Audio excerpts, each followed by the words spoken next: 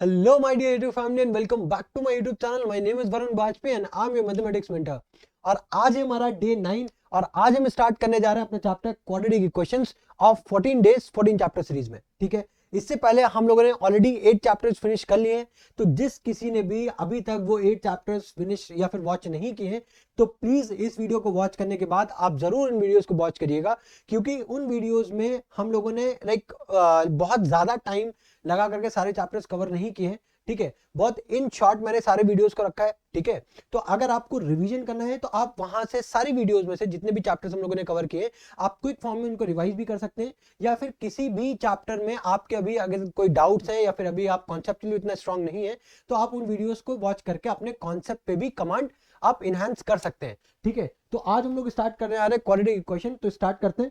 ठीक है, सबसे पहले हम लोग डिस्कस करते हैं बेसिकली इसका बेसिक्स, राइट, कि क्वाड्रेटिक इक्वेशन में हम लोग पढ़ने क्या क्या वाले हैं और इसमें क्या क्या इंपॉर्टेंट फॉर्मूलेज हैं जो हमें यहाँ पे याद रखने हैं। तो देखो, सबसे पहले हम लोग डिस्कस करेंगे जनरल फॉर्म। ठीक है, जनरल फॉर्म की अगर मैं बात करूं क्वाड्रेटिक इक्वेशन की, general form of general form, तो जनरल फॉर्म बेसिकली क्या होती है? सबसे पहले ये बताओ क्वाड्रेटिक इक्वेशन को हम लोग आइडेंटिफाई कैसे करते हैं। आप सबको आई थिंक इतना बेसिक पता होगा, अगर किसी भी इक्वेशन में हाईएस्ट डिग्री ऑफ पावर 2 होती है तो उसको हम लोग क्या बोलते हैं? क्वाड्रेटिक इक्वेशन बोलते हैं। इसको इन डिटेल में हम लोग नेक्स्ट चैप्टर पॉलिनोमियल में डिस्कस करेंगे।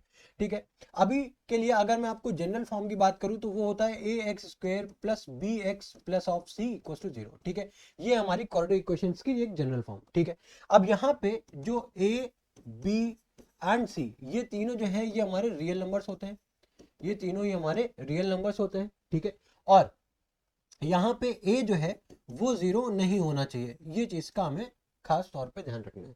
ठीक है, क्योंकि अगर एक्स स्क्वायर का कोफिशिएंट ही 0 हो जाएगा तो इसका मतलब पूरा एक्स स्क्वायर का जो टर्म है ये पूरा 0 हो गया।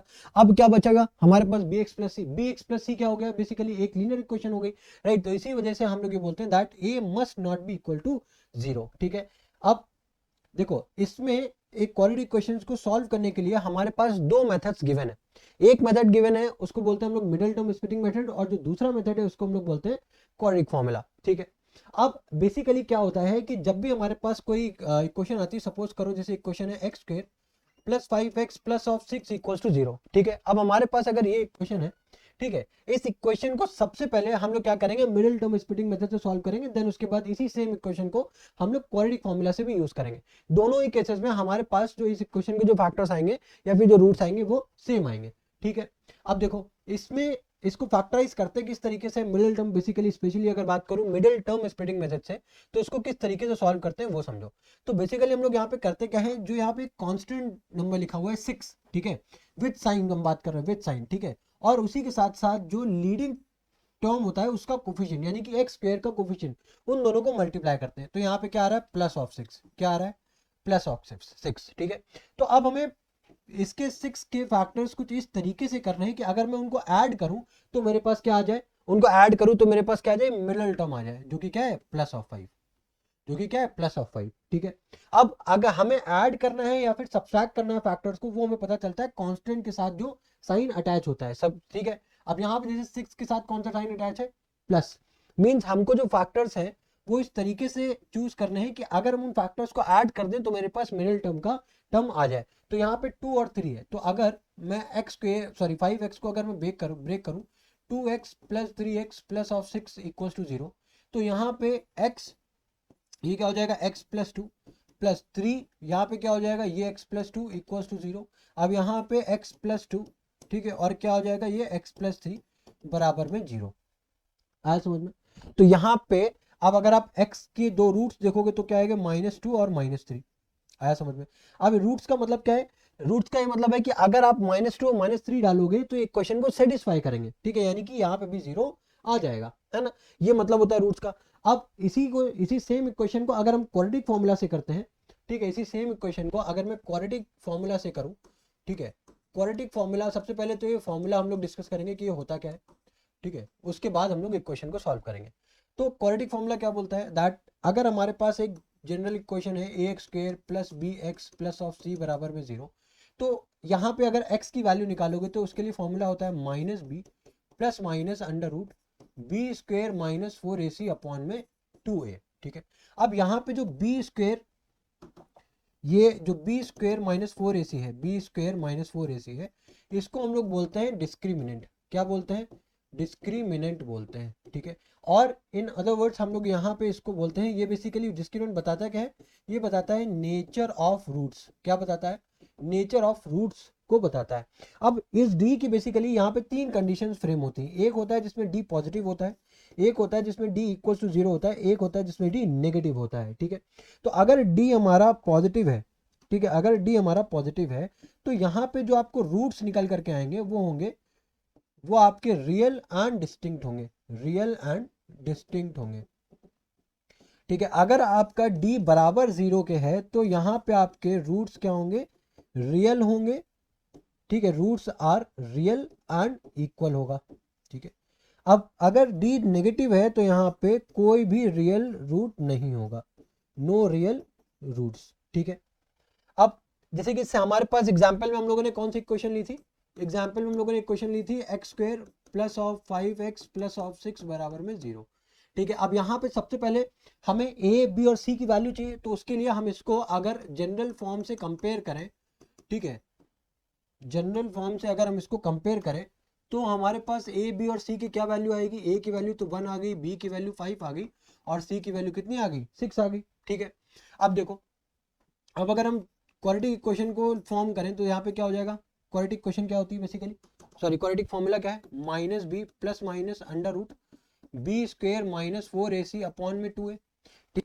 अब माइनस का बी यानी कि -5 plus minus under root b square यानी कि 25 माइनस ये 4, ए क्या है हमारा 1 और सी क्या है 6 अपॉन में 2 इंटू 1, तो उसके बाद क्या हो जाएगा? माइनस का 5 प्लस माइनस 25 माइनस 24 क्या हो जाएगा? 1 और अंडर रूट 1 क्या होता है? 1 अपॉन में क्या आ गया हमारे पास? 2, ठीक है। अब ये देखो यहाँ पे जो प्लस माइनस साइन दोनों लगे हुए ना, इसका बेसिकली क्या मतलब है कि ये दो वैल्यूज को एक साथ मैंने कंसाइज करके लिखा हुआ था। अब अगर मैं इसको सेपरेट करूं तो मैं इसको इस तरीके से लिख सकता हूँ, देखो -5 -1/2। अब अगर आप इसको सॉल्व करोगे तो -4/2 यानी कि -2, यहाँ पे सॉल्व करोगे तो -6/2 यानी कि -3। तो यहाँ से भी अगर आप देखोगे तो हमारे पास x की दो वैल्यूज निकल करके आई हैं जो कि -2 और -3 है।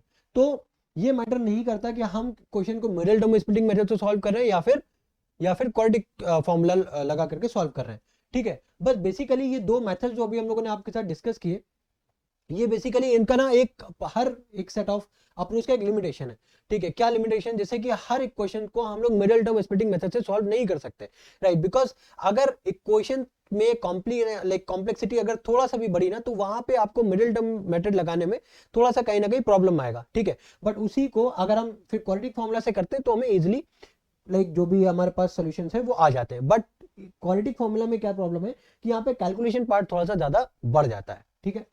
अब देखो, अब हमारे पास अभी तक हम लोगों ने क्या डिस्कस किया कि क्वाड्रेटिक इक्वेशन क्या होती है, उसको सॉल्व करने के दो मेथड्स है, दोनों मेथड्स को हम लोगों ने डिस्कस किया। अब इसके बाद हम लोग बेसिकली क्वेश्चंस पे आएंगे, ठीक है। अब यहाँ पे बेसिकली क्या है, check whether the following are quadratic equations or not. तो सबसे पहला एक क्वेश्चन क्या गिवन है हमारे पास, x 2x प्लस ऑफ 3 बराबर x प्लस 2, ये हो जाएगा 2x square plus of 3x बराबर में क्या हो जाएगा? x plus 2। अब आप इसको अगर फर्दर सॉल्व करोगे तो क्या हो जाएगा? 2x square plus of 2x minus of 2 बराबर 0, ठीक है। अब उसी तरीके से अगर सेकंड इक्वेशन को आप देखो तो वो क्या हो जाएगा? x माइनस 2 का होल स्क्वायर, क्या लिखा हुआ है? x माइनस 2 का होल स्क्वायर प्लस 1 बराबर क्या है? 2x minus 3। अब x माइनस 2 होल स्क्वायर है, ठीक है। अब अगर इसको आप सॉल्व करो तो क्या हो जाएगा? x square plus of 2, sorry plus of 4, ठीक है, minus of 4x plus of 1 बराबर 2x माइनस ऑफ 3, ठीक है। तो आप इसको फर्दर सॉल्व करोगे, ठीक है, तो -4x और -2x कितना हो जाएगा? माइनस का 6x, ठीक है। 4 प्लस 1 कितना हो जाएगा? 5 और 5 प्लस 3 कितना हो जाएगा आपके पास? 8। तो ये भी हमारी क्वाड्रेटिक इक्वेशन है। अब थर्ड को देखो, थर्ड क्या है हमारे पास? थर्ड है y 8y प्लस 5 बराबर में y स्क्वेयर प्लस ऑफ 3, ठीक है। अब इसको जब ब्रैकेट ओपन करोगे तो क्या हो जाएगा? 8y स्क्वेयर प्लस 5y बराबर y स्क्वेयर प्लस ऑफ 3, ठीक है। अब देखो, अब यहाँ पे क्या हो जाएगा? 8y square minus of y square, right, यहाँ पे क्या प्लस 5y और माइनस ऑफ 3 इक्वल टू 0। अब 8y square minus y square क्या हो जाएगा आपका? 7y square plus of 5y minus of 3 बराबर 0, ठीक है। तो यानी कि थर्ड भी हमारी क्या है? क्वाड्रेटिक इक्वेशन है। फोर्थ क्या है हमारे पास? y 2y प्लस 15 बराबर 2y² plus y plus of 8। अब अगर आप इसको सॉल्व करो तो वो क्या हो जाएगा, 2y² प्लस ऑफ 15y बराबर 2y² plus of 2 right plus of 16। अगर आप देखो तो 2y² से 2y² ही कैंसिल हो रहा है। तो अगर आप देखो तो यहाँ पे x² यानी कि जो पावर 2 है वही नहीं है, तो यानी कि जो फोर्थ वाला टर्म है ये हमारा क्वाड्रेटिक इक्वेशन नहीं है। ठीक है, बाकी तीन हमारी क्वाड्रेटिक इक्वेशन है। ठीक है, आया समझ में। नेक्स्ट क्वेश्चन देखो, the roots of the equations. अब हमको यहाँ पे इस इक्वेशंस के रूट्स निकालने हैं। तो इक्वेशन क्या है, x² plus 3x minus of 10, ठीक है, इक्वल्स टू 0। अब देखो x² का कोफिशिएंट क्या है 1 और मल्टीप्लाई किससे करना है 10 के फैक्टर्स इस तरीके से करने हैं कि अगर हम उनको सब्सट्रैक्ट करें, क्या करें सब्सट्रैक्ट करें तो हमारे पास क्या आ जाए 3 आ जाए। तो 5 2 जा कितना होता है, 5 2 जा कितना होता है 10, और 5 में से 2 को सब्सट्रैक्ट करोगे तो प्लस ऑफ 3 आ जाएगा। तो वही लिख देंगे x² plus 5x minus of 2x minus of 10 बराबर 0। तो यहाँ से x कॉमन करोगे तो क्या हो जाएगा x प्लस 5 माइनस का 2 कॉमन करोगे तो क्या हो जाएगा x प्लस 5 बराबर 0। यहाँ पे x प्लस 5 और क्या आ जाएगा x माइनस 2। तो यहाँ पे जो हमारे पास x की दो वैल्यू आई है वो क्या है -5 कॉमा प्लस ऑफ 2। ठीक है, देखो कौन सा ऑप्शन में गिवन है -5 और +2, तो ये ऑप्शन हमारा करेक्ट है। ठीक है, नेक्स्ट क्वेश्चन देखें। नेक्स्ट क्वेश्चन में क्या है, the nature of roots of a quadratic equation. अब यहाँ पे हमारे पास क्वाड्रेटिक इक्वेशन है 9x² माइनस 6x माइनस 2 बराबर 0। पूछा क्या गया है, पूछा है आपके पास nature of roots. Nature of roots का मतलब क्या है, डिस्क्रिमिनेंट की वैल्यू निकालनी है, यानी कि डी की वैल्यू निकालनी है। अब डी की वैल्यू निकालने के लिए पहले आप इसको किससे कंपेयर कर दो, general form of quadratic equation से कंपेयर करोगे तो ए की वैल्यू यहाँ पे 9 आ गई, बी की वैल्यू -6 आ गई, सी की वैल्यू -2 आ गई। अब डी का फॉर्मूला क्या होता है, b² माइनस का 4ac। अब b² यानी कि -6 का square minus of 4 right multiply by a यानी कि 9 और मल्टीप्लाई बाय c यानी कि 2। -6 का स्क्वायर करोगे 36 माइनस माइनस हो जाएगा प्लस। ठीक है, 4 9 से 36 2 से कितना हो जाएगा 72। अब इसको ऐड करोगे तो 6 2 108 आ गया, यानी कि डी की वैल्यू क्या आ गई 108। यानी कि डी क्या है हमारा पॉजिटिव। अगर डी हमारा पॉजिटिव होता है तो रूट्स हमारे क्या होते हैं, रियल होते हैं और क्या होते हैं, डिस्टिंक्ट होते हैं। डिस्टिंक्ट यानी कि अलग अलग होते हैं। तो roots are two distinct real roots. ठीक है, अब अगर आप डी ऑप्शन देखो यहाँ पे क्या लिखा है, मोर देन 2 रियल, वो तो पॉसिबल ही नहीं है। क्वाड्रेटिक क्वेश्चन में एटमोस्ट कितने जीरोस हो सकते हैं, कितने रूट्स हो सकते हैं पॉसिबल, 2 रूट्स, 2 से ज्यादा तो पॉसिबल ही नहीं है रूट्स। ठीक है, अब ये क्वेश्चन देखो, इसमें भी क्या बोला गया, find the nature of root. Same question है, आपको नेचर ऑफ रूट्स फाइंड करने। यहाँ पे ये क्वेश्चन आपके लिए होमवर्क है। ठीक है, यहाँ पे भी सेम आपको डी का फॉर्मूला निकालना है। ठीक है, उसके बाद अकॉर्डिंग टू द कंडीशन आपको वहां पे क्या बताना है कि रूट्स आपके रियल होंगे या नॉन रियल होंगे। ठीक है, नेक्स्ट क्वेश्चन देखो। अब ये देखो, ये भी एक क्वाड्रेटिक क्वेश्चन है। अब इसको हम लोग क्या करेंगे, मिडिल टर्म स्प्लिटिंग मेथड से एक बार इसको सॉल्व करने की कोशिश करेंगे। देखो, तो इसमें है क्या, √3x² माइनस 2√2x माइनस 2√3। तो मैंने इसमें बोला क्या था आपको कि जो कांस्टेंट है और जो लीडिंग टर्म है उसका कोफिशिएंट, यानी कि √3 और मल्टीप्लाई करोगे माइनस का 2√3 को। ठीक है, तो √3 इंटू √3 कितना हो गया 3 मल्टीप्लाई बाय -2 यानी कि -6।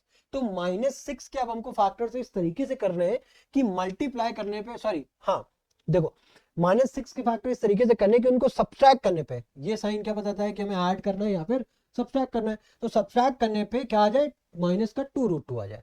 तो सबसे पहले अगर 6 के फैक्टर करोगे तो आई डोंट थिंक सो इसमें बहुत ज्यादा फैक्टर्स हैं। ठीक है, तो हम लोग क्या इसमें ये बोल सकते हैं 2 3 से क्या होता है 6, 2 3 6 होता है। अब हमको चाहिए यहाँ पे √2 भी, लेकिन यहाँ पे तो 2 है और 3 √2 तो है नहीं। बट अगर आप ध्यान से देखो तो क्या 2 को क्या मैं क्या लिख सकता हूँ, √2 इंटू √2 लिख सकता हूँ कि नहीं लिख सकता हूँ, पहले तो ये बताओ। लिख सकता हूँ। अब ये ध्यान से समझो कि अब हमारे पास जो फैक्टर्स आ गए √2 इंटू √2 इंटू 3 आ गया। ठीक है, तो अब इनको हम किस तरीके से क्लब कर सकते हैं ताकि हमारे पास 2√2 आ जाए, बस ये चीज हमें यहाँ पे ध्यान से समझनी है। ठीक है, देखो, तो अगर भाई तीनों ही मल्टीप्लीकेशन में, तीनों ही मल्टीप्लीकेशन में है ना, तो अगर हम मल्टीप्लाई कराते हैं तो अल्टीमेटली क्या मिलेगा हमें, -6। अब इसमें किसी में भी माइनस लगा सकते हो। ठीक है, मान लो इसमें अगर लगा रहे हो, मान लो -3 में लगा रहे हो यहाँ पे, तभी हमारे पास -6 आएगा, है ना। ठीक है, या फिर इसको ना अभी मत करो, अल्टीमेटली अभी हम लोग जब इसको रूट्स हमारे डिसाइड हो जाएंगे उसके बाद हम लोग प्लस होगा, किस पे प्लस लगाना है किस पे माइनस लगाना है वो हम लोग डिसाइड कर लेंगे।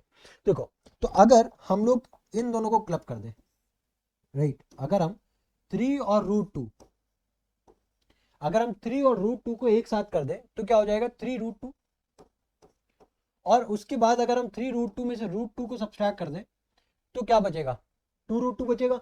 बट हमें चाहिए माइनस का 2√2, हमें चाहिए माइनस का 2√2, यानी कि ये भाई, यानी कि ये हमें यहाँ पे अगर सब्सट्रैक्ट करोगे तो हमारे पास क्या बचेगा 2√2 बचेगा, लेकिन हमें चाहिए माइनस का 2√2, यानी कि क्या हम इसको इस तरीके से अगर लिख दें √2 माइनस 3√2 तो क्या जाकर के हमें माइनस का 2√2 मिल जाएगा, बिल्कुल मिल जाएगा। यानी कि 3 पे आप क्या लगा दो माइनस लगा दो, ठीक है। एक बस एग्जाम्पल है आपको समझने के लिए, अल्टीमेटली मैटर तो ये करता है कि आप यहाँ पे इसको किस तरीके से लिख रहे हो, ठीक है, 2√2 को किस तरीके से ब्रेक कर रहे हो, ठीक है।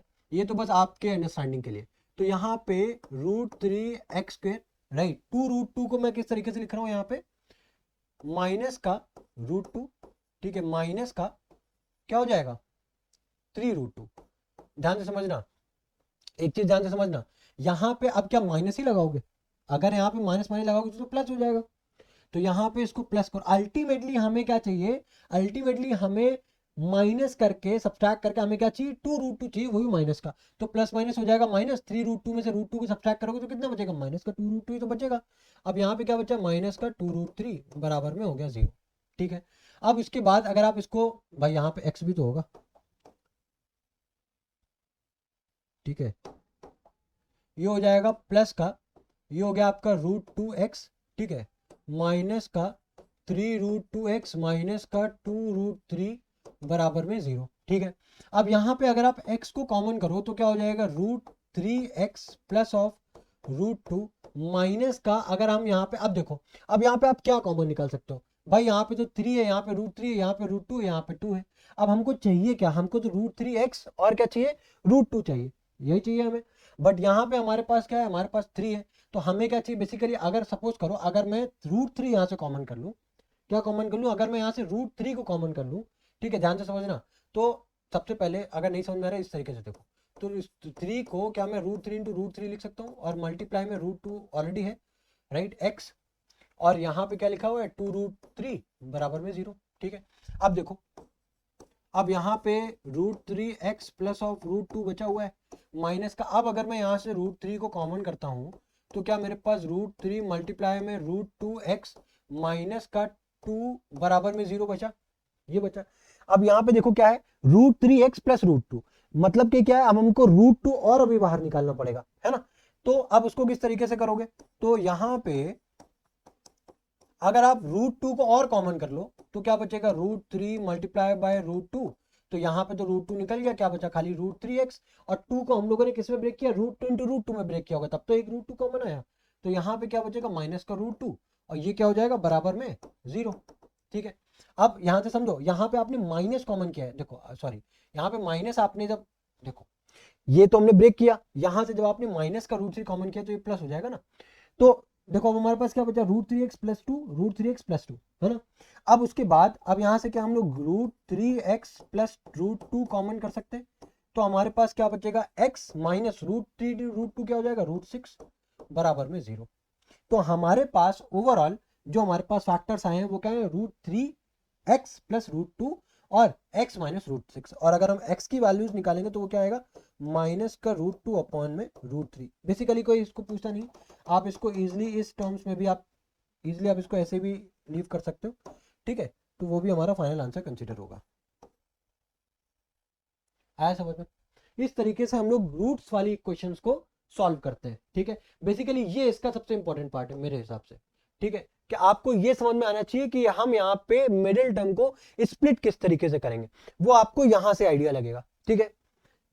अब नेक्स्ट क्वेश्चन देखो, अब यहाँ पे क्या है सॉल्व द क्वाड्रेटिक इक्वेशन, ठीक है। अब देखो इस क्वाड्रेटिक इक्वेशन को हमें सॉल्व करना है फॉर x, किस तरीके से करोगे, तो इस इक्वेशन को सॉल्व करने के लिए हमें यहाँ पे क्या लगता है कि आप यहाँ पे middle term splitting method use कर सकते हो, थोड़ा सा कॉम्प्लेक्स हो जाएगा, ठीक है। तो हम लोग यहाँ पे क्या कर रहे हैं क्वाड्रेटिक फॉर्मूला यूज करेंगे, तो यहाँ पे डायरेक्टली क्या मैं a की वैल्यू निकाल सकता हूँ जो कि है 1, b की वैल्यू क्या हो जाएगी माइनस का 2a, और c की वैल्यू क्या हो जाएगी हमारे पास a² माइनस ऑफ b² हो जाएगी। अब देखो, अब ये a b और c वैल्यू निकलने के बाद फॉर्मूला क्या है हमारे पास माइनस का b plus minus under root b² minus 4ac upon में क्या हो जाएगा 2a, ठीक है, अब x की वैल्यू क्या है, माइनस का b, यानी कि क्या हो जाएगा, इसको ये वाइट से, ठीक है, माइनस का b, यानी कि माइनस यहाँ पे भी और माइनस यहाँ पे भी प्लस हो जाएगा, तो ये क्या हो जाएगा 2a का स्क्वायर, सॉरी स्क्वायर क्यों होगा, ये क्या हो जाएगा 2a, ठीक है, फिर प्लस माइनस अंडर रूट, यहाँ पे क्या है बी स्क्वायर, यानी कि 2a का स्क्वायर क्या हो जाएगा आपका 4a स्क्वायर हो जाएगा, माइनस 4 इंटू ए यानी कि 1 है, और c क्या है यानी कि 4 टाइम्स क्या हो जाएगा ए स्क्वायर माइनस का बी स्क्वायर अपॉन में 2 इंटू 1, ठीक है। अब देखो, अब x इक्वल्स टू ये क्या हो जाएगा 2a plus minus under root में, ठीक है। अब यहाँ पे जब आप ब्रैकेट ओपन करोगे 4a स्क्वायर माइनस का 4a स्क्वायर प्लस का क्या हो जाएगा आपका 4b स्क्वायर अपॉन में क्या हो जाएगा 2। अब 4a स्क्वायर से 4a स्क्वायर हो गया कैंसिल, हो गया कैंसिल। अब क्या बचा आपके पास, अब आपके पास बचा 2a plus minus under root में 4b स्क्वायर अपॉन में 2, है ना। अब उसके बाद अब आप इसको जब फर्दर सॉल्व करोगे तो क्या हो जाएगा x equals to 2a plus minus 4b square. अब जब इसका स्क्वायर रूट को ओपन करोगे तो आपके पास क्या बचेगा 2b अपॉन में 2। अब आप अगर इसका 2 कॉमन कर लोगे तो आपके पास क्या बचेगा a प्लस माइनस b, ठीक है। तो यानी कि यहां से हम लोग दो वैल्यूज निकल सकती है, यानी कि a प्लस बी आ गई एक वैल्यू, एक आ गई a माइनस बी। तो हमारे पास जो x के दो फैक्टर्स आए हैं वो क्या है a प्लस बी और a माइनस बी, है ना। इतना है समझ में। अब देखो नेक्स्ट क्वेश्चन क्या है, for what values of k the roots of the equation are real, ठीक है। k की ऐसी कौन सी वैल्यू होगी जिसके लिए रूट्स हमारे क्या होंगे इस इक्वेशन के रियल आएंगे, ठीक है। अब देखो हमारे बेसिकली रियल रूट्स की कंडीशन होती क्या है, जहां पे हमारा d या तो जीरो हो या तो जीरो हो या तो ग्रेटर देन जीरो हो, यानी कि d हमारा ग्रेटर देन और इक्वल टू जीरो होना चाहिए, यही होना चाहिए, ठीक है। अब इसके लिए हमारा d का फॉर्मूला क्या होता है बी स्क्वायर माइनस 4ac, ये भी हमारा ग्रेटर देन और इक्वल टू जीरो होना चाहिए। और यहाँ पे अगर आप वैल्यूज डिफाइन करोगे a की वैल्यू 1 है, b की वैल्यू 4 है, और यहाँ पे जो c की वैल्यू है वो क्या है आपकी k है, ठीक है। c की वैल्यू क्या आपके पास k है। अब अगर आप यहाँ पे वैल्यूज को पुटअप करोगे तो 4 का स्क्वायर कितना हो जाएगा 16 माइनस, ठीक है, 4 इंटू ए की वैल्यू कितनी है हमारे पास 1 और c की वैल्यू कितनी है k, और वो क्या है ग्रेटर देन और इक्वल टू जीरो। तो 16 माइनस 4k ग्रेटर देन और इक्वल टू जीरो। अब ये माइनस 4k उस तरफ जाएगा, ठीक है, तो क्या हो जाएगा प्लस का 4k, यानी कि 16 ग्रेटर देन और इक्वल टू 4k, यानी कि k की जो वैल्यू आ गई वो 16/4 यानी कि 4 आ गई, है ना। यानी कि k की वैल्यू जो होगी वो अगर आप 4 या फिर 4 से ज्यादा लेते हो तो अगर आप इस इक्वेशन के रूट्स निकालोगे तो वहां पे आपको जो रूट्स होंगे वो रियल ही आएंगे। अगर यहाँ पे ये बोला होता कि roots are real and distinct specifically mention होता तब तो हम वहां पे खाली ग्रेटर देन लेते, ठीक है। अगर वहां पे बोला था roots are real and equal तो वहां पे हम इक्वल टू लेते, बट यहाँ पे रियल बोल दिया तो हमें नहीं पता कि वो बोलना चाह रहा है कि डिस्टिंक्ट निकालो या इक्वल निकालो, हमें नहीं पता, तो इस वजह से हमने ग्रेटर देन और इक्वल टू दोनों को लिया है, ठीक है। तो अब हम यहाँ से ये बोल सकते हैं that if k value is greater than और equal to 4 then for the given equation roots are equal, ठीक है। हम लोग ये बोल सकते हैं कि इस इक्वेशन के जब आप रूट्स निकालोगे, राइट, के की वैल्यू 4 या 4 से ज्यादा लेने पे तो वहां पे आपके जो रूट्स आएंगे वो आपके क्या आएंगे रियल ही आएंगे, ठीक है। इतनी बात आई समझ में। अब k की वैल्यू क्या लिखी ग्रेटर देन इक्वल टू 4, मतलब यहाँ पे 4 ले सकते हो, 4 को ले सकते हो और 4 से ज्यादा भी ले सकते हो, बट अगर यहाँ पे ये लिखा होता है k ग्रेटर देन 4 मतलब आप वहां पे 4 नहीं ले सकते हो बट 4 से बड़ी सारी वैल्यूज को ले सकते हो, ये छोटा सा डिफरेंस है, ठीक है। यहाँ पे ग्रेटर देन और इक्वल टू लगा, इसका मतलब है आप 4 को भी कंसिडर कर सकते हो और 4 से बड़ी सारी वैल्यूज को कंसिडर कर सकते हो, ठीक है। इसी वजह से मैंने बोला कि आप 4 को भी ले सकते हो यहाँ पे। नेक्स्ट क्वेश्चन देखो, अब यहाँ पे क्या बोला गया, सेम क्वेश्चन है, क्या बोला गया if x equals to 3 right is one root of the quadratic equation then find the value of k, ठीक है। अब बोल दिया गया है कि आप यहाँ पे x की वैल्यू 3 ले सकते हो, ठीक है।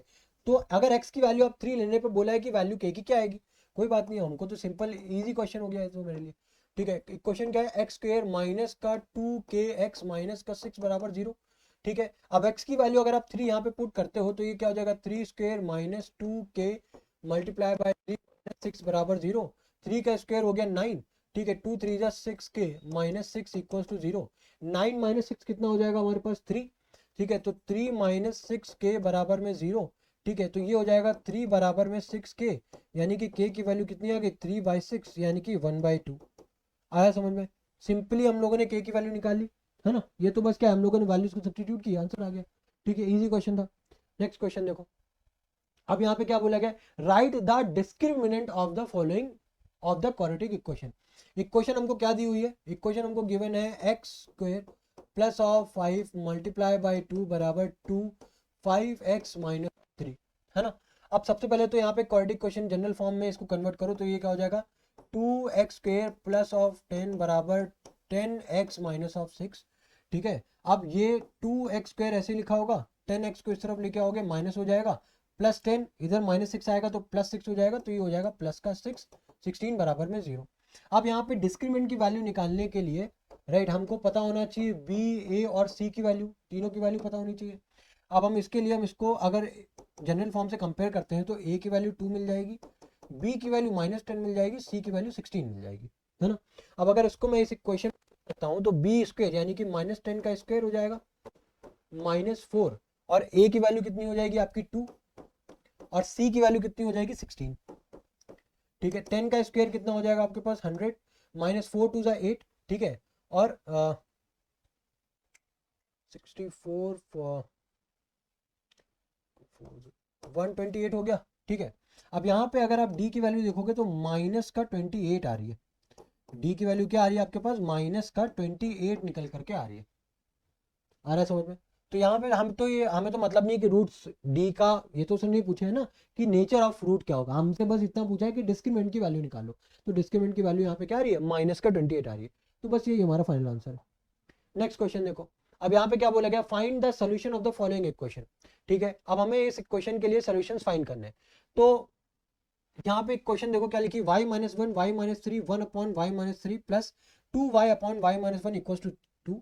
अब यहाँ पे हमको एक कंडीशन गिवन है कि y की वैल्यू आप 1 और 3 नहीं ले सकते। रीजन क्यों नहीं ले सकते, क्योंकि अगर आप y की वैल्यू यहाँ पे 1 लोगे तो 1 -1 हो जाएगा 0, और समथिंग अपॉन 0 क्या हो जाता है अनडिफाइंड। सिमिलरली यहाँ पे भी है, अगर आप y की वैल्यू 3 ले लेते हो 3 - 3 क्या हो जाएगा 0, और समथिंग अपॉन 0 अगेन क्या हो जाएगा अनडिफाइंड हो जाएगा, तो वहां से आपकी इक्वेशन क्या हो जाएगी डिफाइन नहीं होगी। इस वजह से y की वैल्यू 1 और 3 हमें नहीं लेनी है।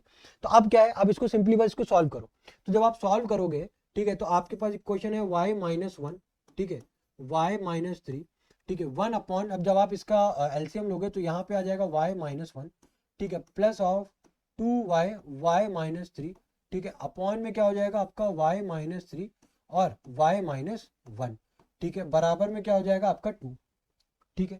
अब देखो, अब यहाँ पे अगर आप ध्यान से देखो तो ये दोनों मल्टीप्लिकेशन में है तो मल्टीप्लिकेशन में, तो क्या मैं ये बोल सकता हूँ दैट y -1 और y -1 कैंसिल, y -3 और y -3 कैंसिल हो सकते हैं, तो बचा क्या हमारे पास, बचा है y -1, ठीक है।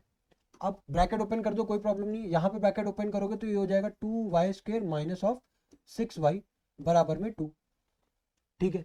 अब देखो इसको मैं अगर रीअरेंज करूँ तो इस तरीके से लिख सकता हूँ 2y स्क्वायर, ठीक है, y अगर इधर आएगा तो -6y प्लस y कितना हो जाएगा -6y प्लस ऑफ y कितना हो जाएगा माइनस का 5y, ठीक है, ये -1 है, ठीक है। अब यहाँ पे -2 इस तरफ आएगा तो माइनस का 3 हो गया बराबर में 0। अब इसको हमें क्या करना है फैक्टराइज करना है, ठीक है। फैक्टराइज करने के लिए क्या करोगे, फिर से यहाँ पे इक्वेशन लिख रहा हूँ, इक्वेशन क्या है हमारे पास 2y square minus of 5y minus of 3 बराबर 0, यानी कि जो आप प्रोडक्ट लोगे किसका लोगे 2 और -3 यानी कि -6। तो -6 को इस तरीके से फैक्टराइज करना है कि अगर उन फैक्टर्स को हम सब्ट्रैक्ट करें तो हमें माइनस का 5 मिले, ठीक है। तो देखो यहाँ पे ध्यान से समझना, मल्टीप्लाई करने पे माइनस का 6 आना चाहिए। एक सेकंड को, कुछ हम लोगों ने गलती तो नहीं करी, y -1 और ये है आपका माइनस का 6, ठीक है, प्लस का 2 अब इधर आएगा, हाँ तो आपका सॉरी हाँ ठीक है, प्लस का 2 इधर आएगा तो माइनस हो जाएगा, तो -1 -2 -3 हो जाएगा, और ये आपका plus y minus y 6y minus का 5y 2y square minus 5y और माइनस का 3, ठीक है। क्योंकि यहाँ पे प्रॉब्लम ये है कि अगर हम लोग -6 बन जा 6 भी होता है ना। अब 6 में से 1 को अगर सब्सट्रैक्ट करोगे तो कितना आ जाएगा माइनस का 5 आ जाएगा, बट यहाँ पे 6 - 1 नहीं आएगा, 1 - 6 जब करोगे आप, 1 - 6 जब आप करोगे, ठीक है, तो यानी कि अगर मान लो सपोज करो 6 को अगर मैं नेगेटिव ले लेता हूँ, यहाँ से क्या हो जाएगा 2y स्क्वायर, ठीक है, plus of y minus of 6y, ठीक है, 6 1 6 और प्लस माइनस माइनस -5 आएगा और माइनस का 3 बराबर 0। अब यहाँ से अगर मैं y को कॉमन लेता हूँ तो हमारे पास क्या बचेगा, यहाँ पे हमारे पास बचेगा 2y प्लस ऑफ 1, ठीक है। यहाँ से अगर मैं लाइक माइनस ऑफ 3 अगर कॉमन कर लूँ तो क्या बचेगा 2y प्लस ऑफ 1, ठीक है, इक्वल्स टू 0। अब यहाँ पे अगेन मैं 2y प्लस 1 अगर कर दूँ, ठीक है, और यहाँ पे क्या बचेगा y माइनस 3, ठीक है। तो यानी कि हमारे पास जो y की दो वैल्यूज आई हैं वो क्या है, एक तो आई है -1/2, एक आई है आपके पास क्या 3, ठीक है। तो यहाँ पे बेसिकली अब जैसे हम 3 तो ले नहीं सकते, तो -1/2 हमारा क्या हो जाएगा, आंसर हो जाएगा। आई बात समझ में, ठीक है। नेक्स्ट क्वेश्चन देखें। तो यहाँ पे देखो क्या है, इस क्वेश्चन में हमें सॉल्व फॉर x,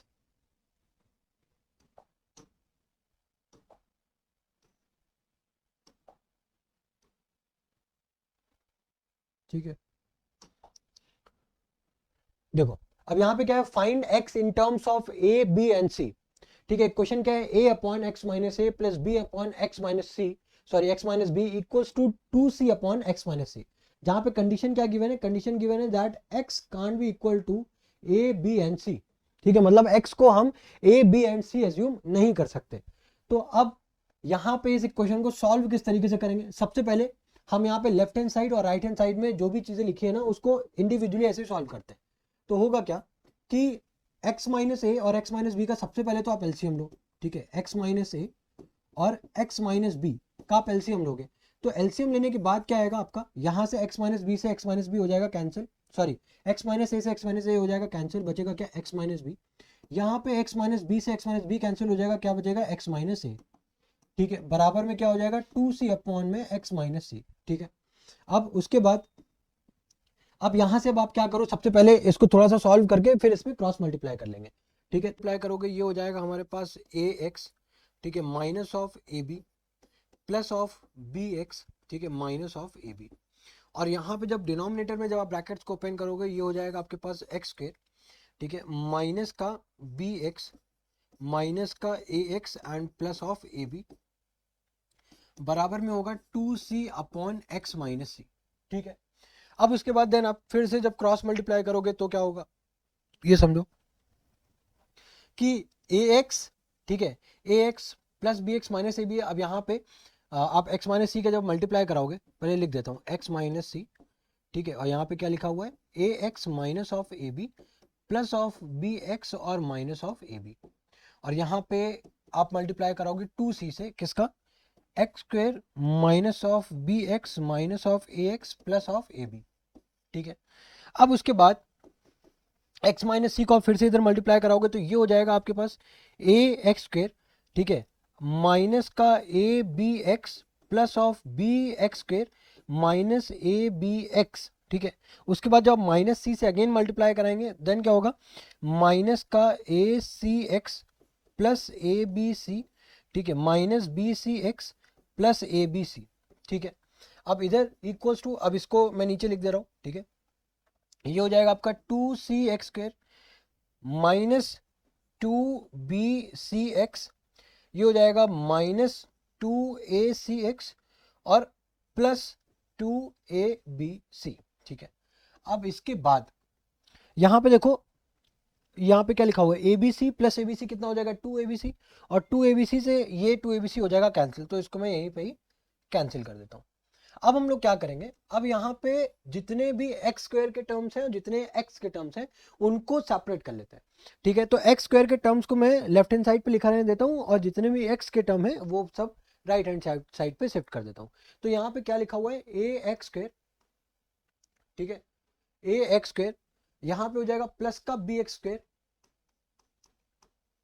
प्लस का B x square.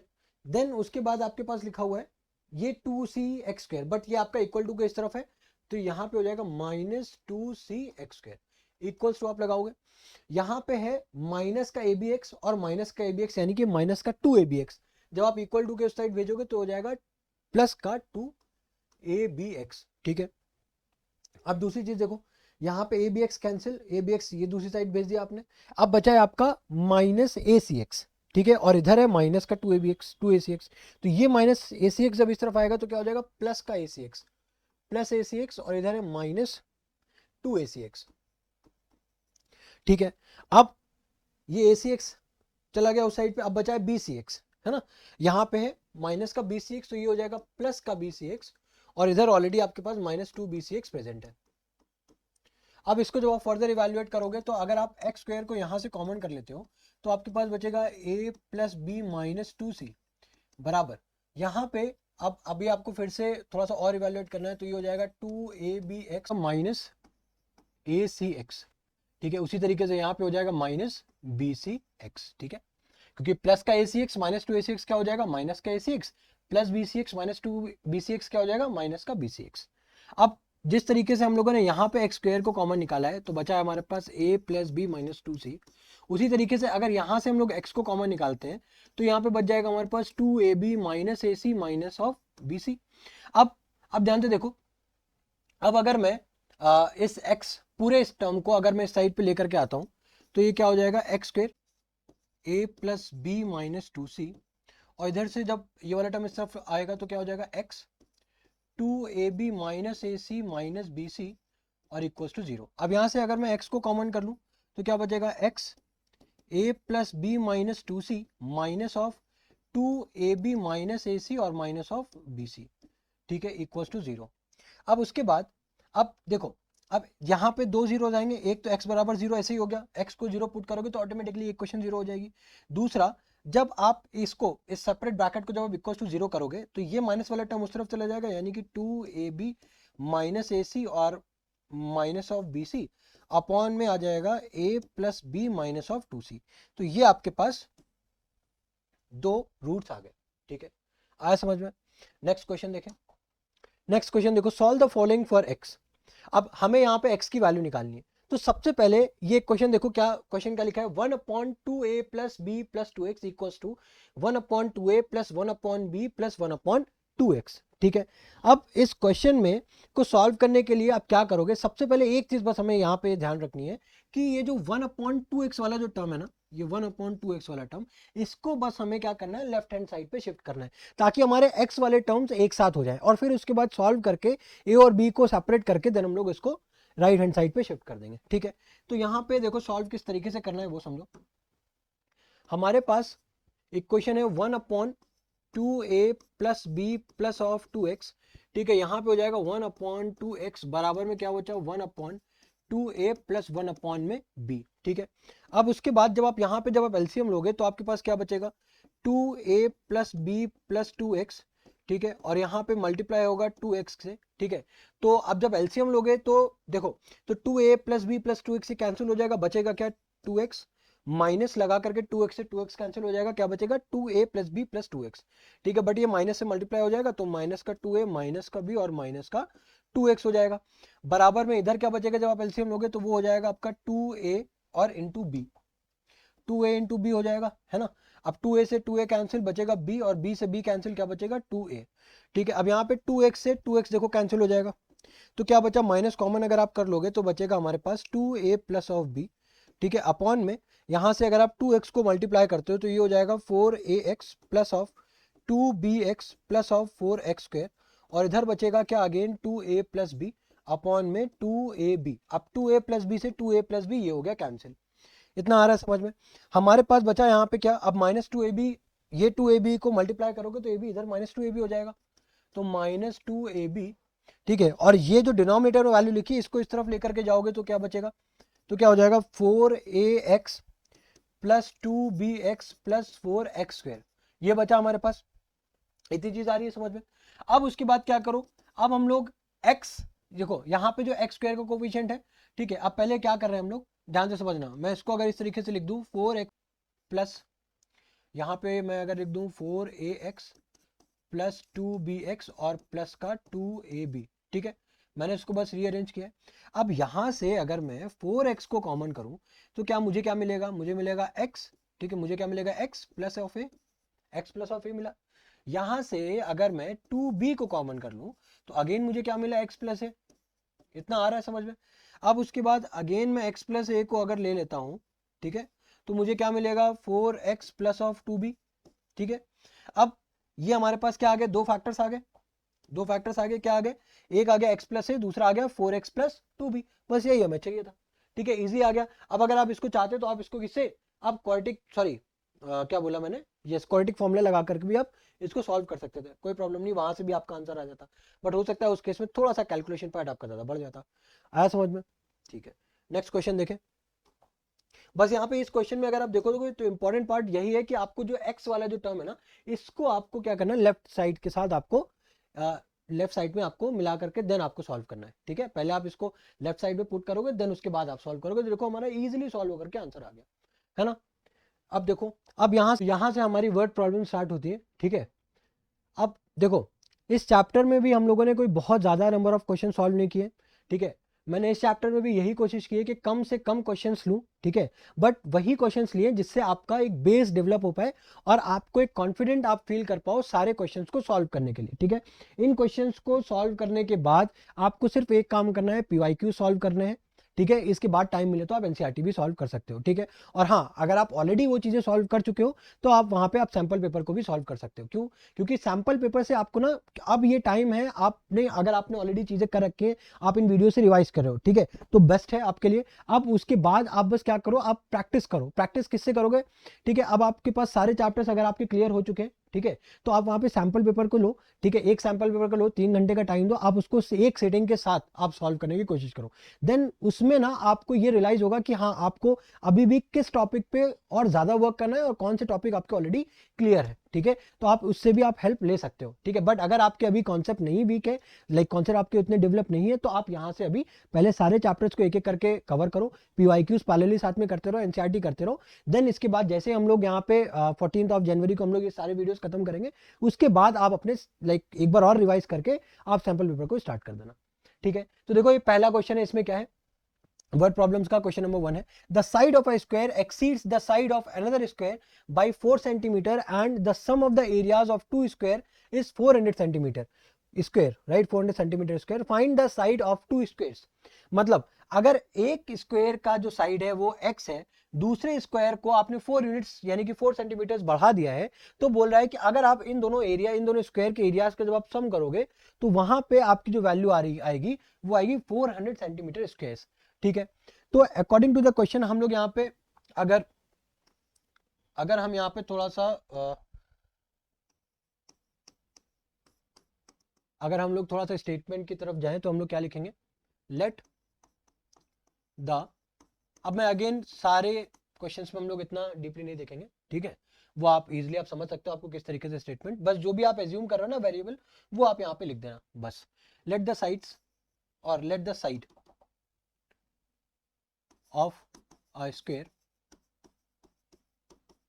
Be x. ठीक है, तो अब यहाँ पे एक अगर आप area of square 1, area of square first वो क्या आ जाएगा आपका एक्स स्क्वायर। ठीक है, और एरिया ऑफ स्क्वायर 2 वो क्या हो जाएगा x+4 का स्क्वायर। ठीक है, यही होता है साइड स्क्वायर। अब अकॉर्डिंग टू द क्वेश्चन क्या बोला है, अब जब इन एरियाज का जब समअप करोगे यानी कि एक्स स्क्वायर प्लस x+4 का स्क्वायर, ये कितना आ जाएगा आपके पास 400 आ जाएगा। अब अगर हम इसको सॉल्व करेंगे तो क्या आ जाएगा हमारे पास, देखो x square plus of 16 plus of ये हो जाएगा 8x बराबर में 400। ठीक है, ये x square plus x square कितना हो जाएगा 2x स्क्वायर। ठीक है, प्लस ऑफ 8x, और यहाँ पे क्या हो जाएगा ये माइनस 400 इधर आएगा तो माइनस का 400 हो जाएगा। ठीक है, 16 माइनस 400 यानी कि माइनस का क्या बचेगा हमारे पास, 400 में से 10 घटाओ कितना बचेगा 390। ठीक है, 319 में से अगेन आप 6 को सब्ट्रैक्ट करो कितना बचेगा 384। सो 384 बराबर में 0। अब अगर हम अगेन यहाँ से 2 को कॉमन करके उस तरफ भेज दे तो वो 0 हो जाएगा। तो इक्वेशन हमारे पास क्या बन करके आएगी, x square plus 4x, right, minus of 2 1 2, ठीक है, 2 9 18 और 2 2 4 यानी कि 192 बराबर 0। अब इसके अगर हम लोग फैक्टर्स करें, ठीक है, 192 के अगर हम लोग फैक्टर्स करेंगे तो क्या हो जाएंगे 192, ठीक है, 2 9 18, 2 6 12, 2 4 8, 2 8 16, 2 2 4, 2 4 8, 2 12 24, 2 6 12, 2 3 6, 3 1 3। तो ये 192 के हमारे पास फैक्टर्स आ गए। अब इन फैक्टर्स को हमें इस तरीके से अरेंज करना है ताकि सब्ट्रैक्ट करने पे क्या आ जाए, प्लस का 4 आ जाए।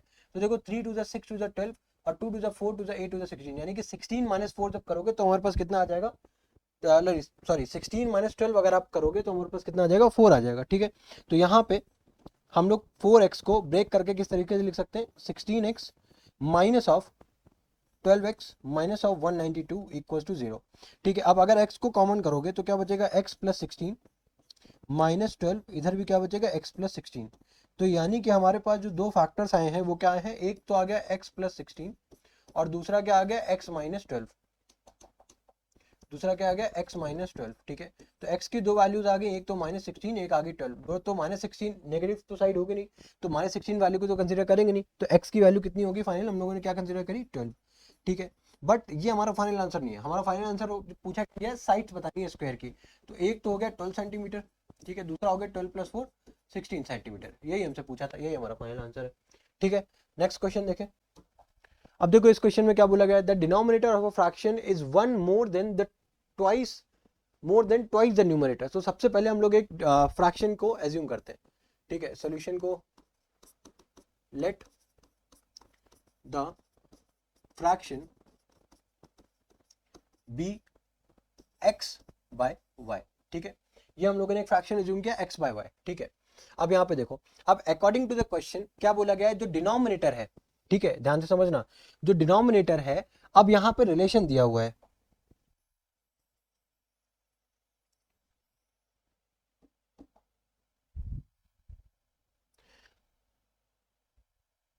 अब इस क्वेश्चन में क्या है, basically denominator of a fraction is one more than twice the numerator.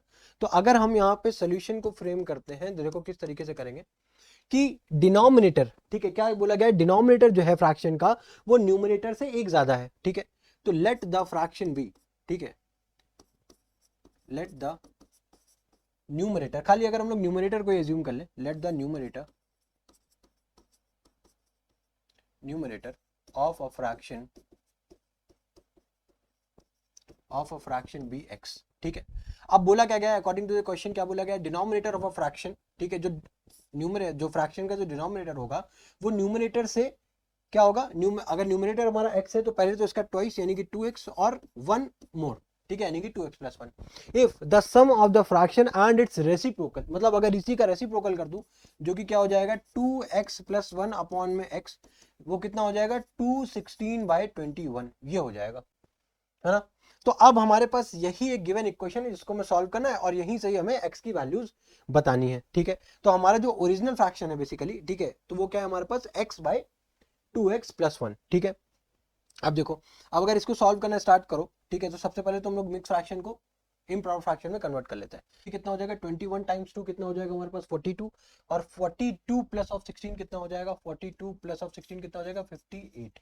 ठीक है, तो ये हमारे पास फाइनली आ रहा है 58/21। ठीक है, कितना आ रहा है 58/21। अब यहाँ पे जब आप इसका एलसीएम लोगे तो क्या हो जाएगा x, और यहाँ पे हो जाएगा 2x प्लस में 1, 2x प्लस ऑफ 1। ठीक है, अब 2x प्लस 1 से 2x प्लस 1 हो गया कैंसिल, क्या बचा हमारे पास x, और x इंटू एक्स क्या हो गया x स्क्वायर, x से x कैंसिल तो क्या बच गया 2x प्लस 1 होल स्क्वायर आ गया। ठीक है, अब देखो, अब यहाँ पे जब इसको फर्दर आप सॉल्व करोगे, ठीक है, तो यहाँ पे सबसे पहले तो आप इसका होल स्क्वायर को ओपन करोगे तो ये क्या हो जाएगा, इधर हो गया x स्क्वायर प्लस ये आपके पास आ जाएगा like 4x square plus of 1 plus ये आ जाएगा हमारे पास 4x। ठीक है, और अपॉन में क्या हो जाएगा, जब आप ब्रैकेट ओपन करोगे ये हो जाएगा 2x square plus of x। ठीक है, इधर आ जाएगा हमारे पास 58/21। ठीक है, अब इसके बाद x square plus 4x square कितना आ गया हमारे पास 5x स्क्वायर। ठीक है, प्लस ऑफ 4x और प्लस ऑफ 1 अपॉन में क्या हो जाएगा 2x square plus of x बराबर में हो गया 58/21। ठीक है, अब इसके बाद फिर से इसको जब क्या क्या करेंगे, अब हम लोग इसको क्रॉस मल्टीप्लिकेशन करेंगे यहाँ पे, तो ये हो जाएगा 21 times 5x square plus of 4x plus of 1। ठीक है, हर स्टेप को मैं यहाँ पे क्लियरली मेंशन कर रहा हूँ, तो ये हो जाएगा 2x square plus of x। अब इसके बाद जब यहाँ से ब्रैकेट ओपन करोगे तो 5 से 21 मल्टीप्लाई हो जाएगा, कितना हो जाएगा 105x स्क्वायर प्लस ये हो जाएगा आपका 84 ऑफ x, फिर इधर हो जाएगा प्लस का 21, और इधर हो जाएगा 5 2 5 8 16 कैरी 1, ये हो जाएगा 11, और इधर आ जाएगा सॉरी ये हो जाएगा आपका x square plus of 58x। ठीक है, अब इसको हमें इसको क्या करना है, सिंप्लीफिकेशन करना है। ठीक है, यहाँ पे तो 105 को उस तरफ लेकर के जाएंगे तो कितना हो जाएगा हमारे पास बताना, 116 में से आप 105 को सब्ट्रैक्ट करोगे तो कितना बचेगा, कितना बचेगा 116 में से आप 105 को सब्ट्रैक्ट करो, यानी कि 16 माइनस 5, ठीक है। अल्टीमेटली 16 माइनस 5 करोगे तो कितना बचेगा हमारे पास 11, ठीक है। ये हो जाएगा हमारे पास 11x², ठीक है, प्लस अब यहाँ पे अगर हम, ठीक है, 84x को उधर लेकर के जाएं तो 58 माइनस 84 है ना, यानी कि अगर आप सिंपली 84 को और 58 को सब्ट्रैक्ट कर दो तो कितना हो जाएगा 14 माइनस 8 कितना हो जाएगा हमारे पास 6, ठीक है। 7 माइनस 5 कितना हो जाएगा 2, यानी कि 26x, ये हो गया 26x, ठीक है। अब उसके बाद उधर जाएगा तो ये हो जाएगा माइनस का 21 इक्वल टू 0। तो ये हमारे पास आ गई फाइनल इक्वेशन, ठीक है। अब इसको 11 और 21 को मल्टीप्लाई करोगे तो ये हो जाएगा हमारे पास 231, ठीक है, 231 आ गया। अब 231 को हमें फैक्टराइज करना है इस तरीके से कि अगर हम उनके फैक्टर्स को सब्ट्रैक्ट करें, ठीक है, जो भी हमारा पेयर ऑफ फैक्टर्स लेंगे उनको सब्ट्रैक्ट करने पे क्या आना चाहिए, प्लस ऑफ 26 बचना चाहिए। तो यहाँ पे आप इसको 2 3 5 6 3 से कैंसिल हो जाएगा, 3 7 21, 3 7 21 और 7 11 और यहाँ पे आ जाएगा 11 1 11। तो यहाँ पे आप 33 माइनस 7 करोगे तो कितना बचेगा, 33 माइनस 7 करोगे 26 ही बचेगा, ठीक है। तो 11x² प्लस ऑफ 33x, ठीक है, minus of 7x minus of 21 equal to 0। Then उसके बाद 11x को आपने कॉमन किया तो क्या बचा, लाइक x प्लस 3 माइनस 7 को आपने कॉमन किया तो यहाँ पे बचा x प्लस 3। तो फैक्टर्स आ गए आपके पास x प्लस 3 और 11x माइनस ऑफ 7। तो यहाँ से जो x की दो वैल्यूज आई हैं, एक तो आई है -3, एक आएगी 7/11, ठीक है। तो अब आपको यहाँ पे ये डिसाइड करना है कौन सी वैल्यूज आप ऑप्ट करोगे, कौन सी वैल्यू नहीं। तो यानी कि -3 को हम लोग नहीं कंसिडर करेंगे। तो हमारे पास जो फ्रैक्शनल वैल्यू आई है, ठीक है, फाइंड द फ्रैक्शन बेसिकली, तो वो फ्रैक्शन क्या है 7/11, ठीक है, यही हमारा फाइनल आंसर है, ठीक है। क्योंकि वही हमने बेसिकली जो हमारे पास जो फ्रैक्शन है वो क्या है x बाय फ्रैक्शन बेसिकली, ठीक है। हमने तो न्यूमरेटर एज्यूम किया था ना, न्यूमरेटर फ्रैक्शन का न्यूमरेटर हमने एज्यूम किया था जो कि x था, ठीक है। बट क्वेश्चन अगर पढ़ो तो क्या बोला था, the denominator of a fraction, ठीक है, is one more than twice the numerator. तो बेसिकली हमारे पास जो मेन ओरिजिनल फ्रैक्शन था वो क्या था, x/2x+1। तो अगर हम बात करें तो लाइक जो हमारे पास फ्रैक्शन है वो क्या है हमारे पास x/2, ठीक है, 2x+1, यही हमारे पास फ्रैक्शन है। अब इसको यहाँ पे आपने x की क्या वैल्यू निकाली है 7/11, तो यहाँ पे आप 7/11 पुट करो अपॉन 2 टाइम्स 7/11 प्लस ऑफ 1, ठीक है। अब यहाँ से जब एलसीएम लोगे तो देखो एलसीएम जो आप लोगे यहाँ पे तो 11 हो जाएगा यहाँ पे और 11 से 11 हो जाएगा पहले तो कैंसिल, ये समझो, ठीक है। यहाँ पे क्या बचा, यहाँ पे हमारे पास बचेगा 14 और प्लस में 11, ठीक है। तो 7 अपॉन ये कितना हो जाएगा 5 और 2, यानी कि 7/25 इज योर फाइनल आंसर। आया समझ में, आई होप क्वेश्चन आया होगा समझ में, ठीक है। नेक्स्ट क्वेश्चन देखें। तो अब हम लोग ना एक बार चलो नेक्स्ट क्वेश्चन देखते हैं, ठीक है। अब यहाँ पे देखो, यहाँ पे बेसिकली अब जो क्वेश्चंस हैं वो आपका टाइम पे बेस्ड है, ठीक है, कि टाइम एंड वर्क पे बेसिकली, ठीक है। अभी एक क्वेश्चन और भी छूटा है मेरे ख्याल से, ये, हाँ, पहले ये क्वेश्चन देख लेते हैं, उसके बाद हम लोग कुछ क्वेश्चन जो देखेंगे वो टाइम एंड वर्क पे देखेंगे, ठीक है। अभी इस क्वेश्चन पे देखो क्या बोला गया है, यहाँ पे हमारे पास एक राइट एंगल ट्राइंगल गिवन है, ठीक है। राइट एंगल ट्राइंगल में क्या बोला गया, the hypotenuse of a right angle triangle is 6 centimetre more than the twice the length of the shortest side, ठीक है। अगर कोई आपके पास एक राइट एंगल ट्राइंगल है, उसकी शॉर्टेस्ट साइड हाइपोटेन्यूज तो ऑलरेडी हमको पता है कि जाहिर सी बात है कि वो सबसे लॉन्गेस्ट साइड होती है, ठीक है। अब यहाँ पे मैंने डायग्राम को पेस्ट कर दिया, ये बेसिकली मैंने नोट से अपने क्वेश्चन लिए, ठीक है। तो टाइम सेव करने के लिए मैंने यहाँ पे मेंशन कर रखा है, कोई इशू नहीं है। शॉर्टेस्ट साइड यानी कि आप यहाँ पे आप या तो बेस को कंसीडर कर लो या तो हाइट को कंसीडर कर लो। मैंने बेस को एक्स एज्यूम कर लिया है, ठीक है, ये हमारा शॉर्टेस्ट साइड हो गया, ठीक है। उसके बाद क्वेश्चन को देखो, the hypotenuse of a right angle triangle is 6 centimetre more than the twice of the length of the shortest side. मतलब इसको आप दोगुना करो फिर उसमें 6 प्लस कर दो तो 2x+6, ये आगे हमारे hypotenuse. The length of the third side is 6 centimetre less than the thrice, यानी कि इसी को आप 3 से मल्टीप्लाई करो, उसमें से 6 को सब्सट्रैक्ट कर दो, तो वो हमारा आ गया परपेंडिकुलर। तो यहाँ पे सबसे पहले हमें क्या लिखना है कि let the shortest side of the triangle be x, या फिर आप यहाँ पे राइट एंगल मेंशन कर देना, ठीक है, right angle triangle be x. अब अप्लाई यहाँ पे क्या करना है, हमें पाइथागोरस थ्योरम अप्लाई करना है, ठीक है, अप्लाई पाइथागोरस थ्योरम। अब जब आप पाइथागोरस थ्योरम यहाँ पे अप्लाई करोगे, ठीक है, तो यहाँ पे बेसिकली क्या पाइथागोरस थ्योरम क्या बोलती है कि hypotenuse equal to base square plus perpendicular square. तो हमारा हाइपोटेन्यूज क्या है 2x प्लस ऑफ 6। अब अगर आप चाहना तो यहाँ पे पहले आप इसको नेमिंग करके जैसे ए बी सी पहले नेमिंग कर दें that A B square equal to B C square plus A square, then उसके बाद आप वैल्यूज को पुट अप करना स्टार्ट करना। उसके बाद शॉर्टेस्ट साइड यानी कि एक्स स्क्वायर प्लस ऑफ क्या हो जाएगा 3x माइनस 6 होल स्क्वायर। अब इसको आप ओपन करो तो यहाँ पे क्या हो जाएगा 4x स्क्वायर प्लस ऑफ 36, ठीक है, plus 2 times 2 to the 4 6 24, directly लिख दूँ 24x बराबर क्या हो जाएगा एक्स स्क्वायर प्लस ये क्या हो जाएगा 9x स्क्वायर, ठीक है, यहाँ पे क्या हो जाएगा प्लस ऑफ 36, ठीक है, माइनस कितना हो जाएगा माइनस का 2 3 और 6 2 3 और 6 और 6 6 36x, तो माइनस का 36x आ गया। अब देखो plus of 36 plus of 36 cancel हो गया, ठीक है, ठीक। अब यहाँ पे एक्स स्क्वायर को जब इस तरफ लेकर के आओगे तो क्या आ जाएगा हमारे पास 3x स्क्वायर, यहाँ पे 3x स्क्वायर लिख दिया मैंने, ठीक है, प्लस 9x स्क्वायर भी बचा हुआ है तो यहाँ पे 9x स्क्वायर आ गया। अब देखो यहाँ पे क्या बचा हुआ और 24x, ठीक है, माइनस का 36 इस तरफ लेकर के आओगे तो प्लस का 36x इक्वल टू 0, ठीक है, minus 9x square plus of 3x क्या बचेगा हमारे पास minus of 6x square plus, ठीक है। अब यहाँ पे 24 और 36 को जब आप ऐड करोगे तो कितना बचेगा हमारे पास 2 4 6 और 4 कितना हो जाएगा 10, ठीक है, 6 2 5 ये 60x आ गया। अब इसको एक काम करें अगर नेगेटिव से मल्टीप्लाई करोगे तो क्या हो जाएगा 6x स्क्वायर, ठीक है, minus of 60x equal to 0। हमारे पास जो क्वाड्रेटिक इक्वेशन आ रही है वहां पे मैं इस क्वाड्रेटिक इक्वेशन में देख रहा हूँ हमारे पास कोई कांस्टेंट पार्ट नहीं है, कांस्टेंट टर्म है ही नहीं, है ना, वो बेसिकली ऑलरेडी पहले ही क्या हो गया कैंसिल आउट हो गया।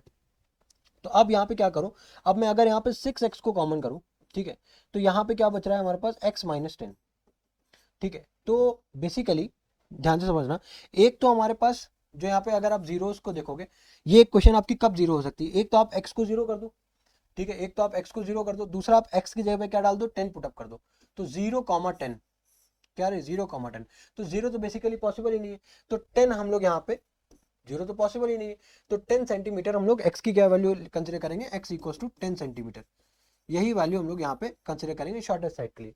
तो अगर शॉर्टेस्ट साइड अब यहाँ पे पूछा भी गया है find the dimension of each, find the dimensions of the triangle, basically यही पूछा गया है।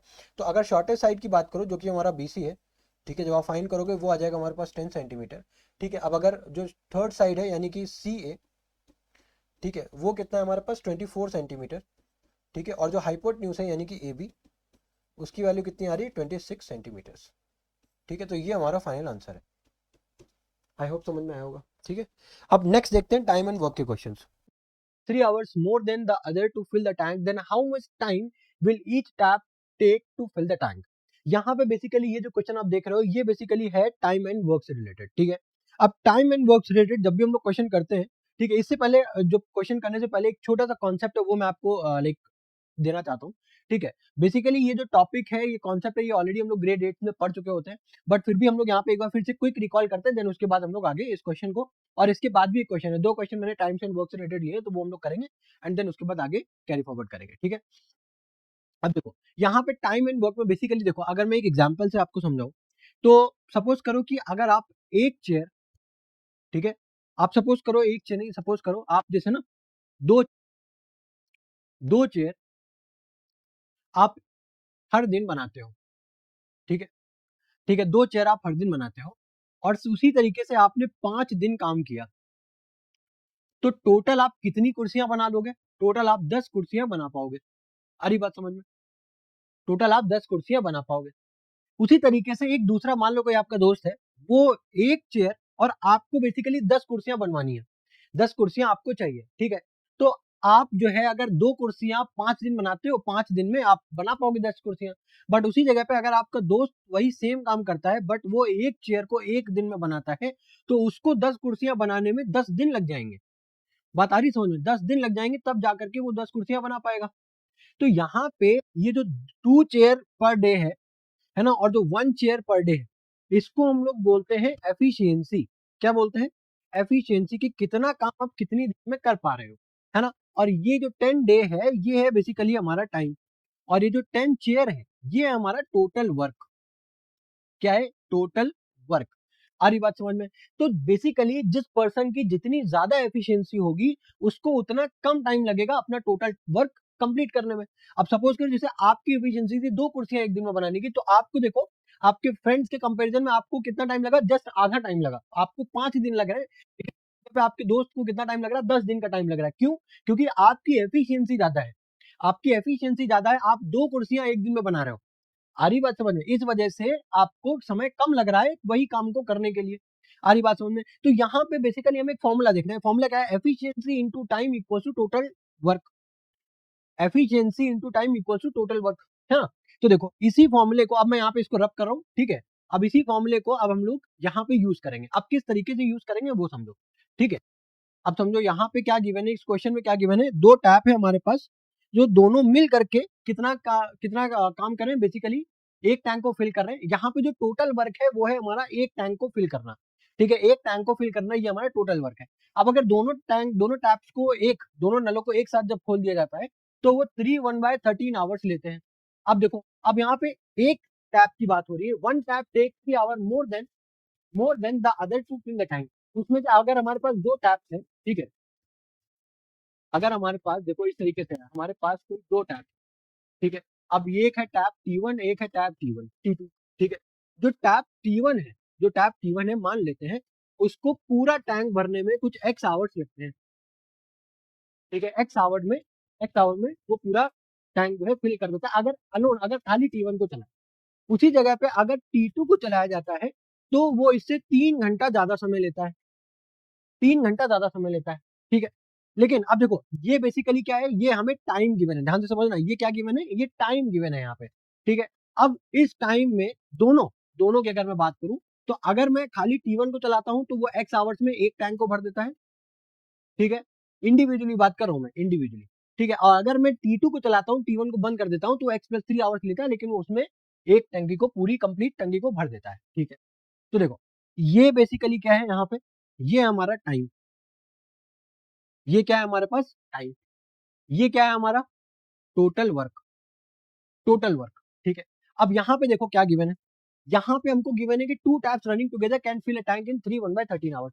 मतलब इन्होंने हमें टाइम का कंपैरिजन दे दिया है, ठीक है? टाइम का कंपैरिजन दे दिया है कि हमारे पास कोई 2 टैप है, ठीक है? 2 टैप है, उसमें से एक टैप को खोलोगे दूसरे टैप को खोलोगे तो दोनों टैप को जब कंबाइन करोगे, ठीक है, जब कंबाइन वर्क करोगे तो हमारे पास इतने आवर्स में ये पूरी टंकी को भर देंगे, ठीक है?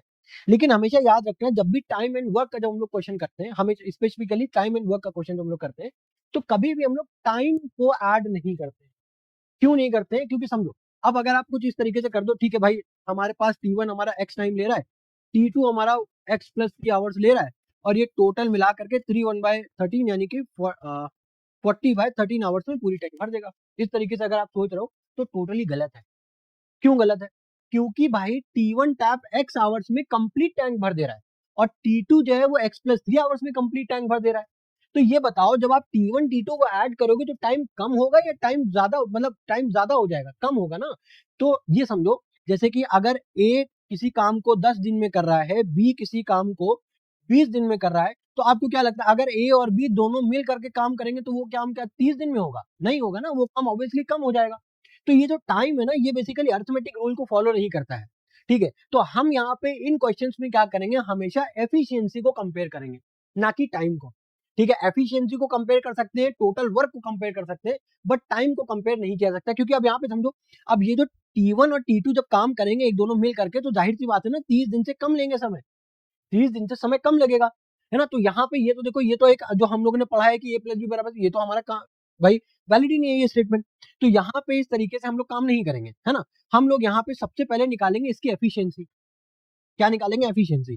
और उसके लिए हम लोगों ने अभी फॉर्मूला क्या देखा, that efficiency multiply by time बराबर में आता है हमारा टोटल वर्क डन, ठीक है?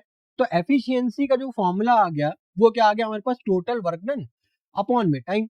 तो अब अगर हम यहाँ से एफिशिएंसी निकालते हैं, अब अगर हम यहाँ से एफिशिएंसी निकालते हैं T1 की, कि T1 कितना काम 1 घंटे में कर सकता है। अब देखो यहाँ पे टाइम दिया है आवर्स में, तो हम लोग ये निकालेंगे कि 1 घंटे में कितना काम कर सकता है। अगर वहां पे टाइम दिया होता डेज में तो हम लोग ये निकालते कि एक दिन में कितना काम कर सकता है, जैसे कि हम लोगों ने एग्जाम्पल देखा पिछला वाला, है ना? तो यहाँ पे देखो, यहाँ पे आवर्स में दिया है तो हम लोग ये निकालेंगे कि एफिशिएंसी जो हम लोग यहाँ पे निकाले जा रहे हैं, ठीक है, एफिशिएंसी का फॉर्मूला क्या है, टोटल वर्क क्या है, एक टैंक को फिल करना है हमें, ठीक है, उसके लिए टाइम कितना लग रहा है, इसको एक्स आवर्स, यानी कि वो 1 घंटे में 1/x टैंक जो है वो भर देगा। उसी तरीके से अगर मैं इसकी बात करूं, T2 की बात करूं, तो अगर T2 को समझो एक टैंक भरना है और वो इतने टाइम में भर देता है, तो एफिशिएंसी का फॉर्मूला क्या कहता है कि टोटल वर्क क्या है हमारा, टोटल वर्क तो हमारा एक टैंक को भरना है ना, और वो टाइम कितना ले रहा है, टाइम ले रहा है x+3 आवर्स। तो अब समझो, अगर आप T2 को 1 घंटे के लिए चालू रखोगे तो वो 1/x+3 आवर्स ही, मतलब सॉरी 1/x/3 पार्ट ही भरेगा टैंक का, है ना, ये इतना पार्ट ही भरेगा और ये हमारा इतना पार्ट भर देगा। बात समझ में आ रही है, इतनी बात आ रही है समझ में। अब देखो, अब हम लोग क्या करेंगे, हम लोग टाइम को, मैंने क्या बोला, टाइम को कंपेयर ना करके हम लोग किसको कंपेयर करेंगे, एफिशिएंसी को कंपेयर करेंगे। तो हम ये बात कर रहे हैं कि T1 जो है, समझना, T1 की एफिशिएंसी, ठीक है, यहाँ पे एफिशिएंसी ऑफ T1 प्लस, ठीक है, एफिशिएंसी ऑफ T2, और इसको इक्वेट करेंगे efficiency of T1 plus T2, ठीक है, efficiency of T1 plus T2 की निकालेंगे। समझ में आ रही है बात। अब देखो, अब यहाँ पे एफिशिएंसी ऑफ T1 कितनी है हमारे पास, T1 की एफिशिएंसी क्या है, वो है 1/x, और T2 की एफिशिएंसी क्या है, वो है 1/x+3। बात आ रही समझ में। अब टोटल इक्वल क्या होगा, efficiency of T1 plus T2। अब देखो, यहाँ पे बेसिकली एक और रिलेशन है जो हमको याद रखना है। देखो, जो टाइम होता है, ठीक है, टाइम और एफिशिएंसी, टाइम और एफिशिएंसी में हमेशा इनवर्स का प्रोपोर्शन होता है, इनवर्सली प्रोपोर्शन होता है, ठीक है, इनवर्सली प्रोपोर्शन होते हैं। मतलब समझो कि अगर किसी बॉडी को, राइट, किसी ऑब्जेक्ट को अगर किसी एक काम को करने में ज्यादा समय लग रहा है, तो यानी कि वो कम एफिशिएंट है। और अगर सिमिलरली कोई दूसरा ऑब्जेक्ट है या फिर कोई दूसरा पर्सन है जिसको एक वही सेम काम करने के लिए कम समय लग रहा है, तो इसका मतलब वो ज्यादा एफिशिएंट है। तो अगर टाइम आपका कम लगेगा तो इसका मतलब आप ज्यादा एफिशिएंट हो, और अगर आपको टाइम ज्यादा लग रहा है तो इसका मतलब आप कम एफिशिएंट हो। ये मतलब समझ में आ रहा है। ये चीज देखो, हो सकता है थोड़ा सा मैं आउट ऑफ द टॉपिक जाकर के बता रहा हूँ, बट इसको समझना जरूरी है। और इसके बाद मैं एक बार नॉर्मल तरीके जो है, एक हमारा क्लासिकल अप्रोच है, वो भी हम लोग डिस्कस कर लेंगे, कोई दिक्कत नहीं है। अल्टीमेटली मैं बस उसका इन डेप्थ चीज आपको जाकर के बता रहा हूँ कि बेसिकली चीजें होती कहाँ से, आती कहाँ से। तो उसी तरीके से अब हमारे पास जो टोटल टाइम दिया हुआ है, टोटल टाइम जो दिया हुआ है वो कितना दिया हुआ है, वो हमको दिया हुआ है, देखो यहाँ पे 13 3 39 प्लस ये हो जाएगा 40/13।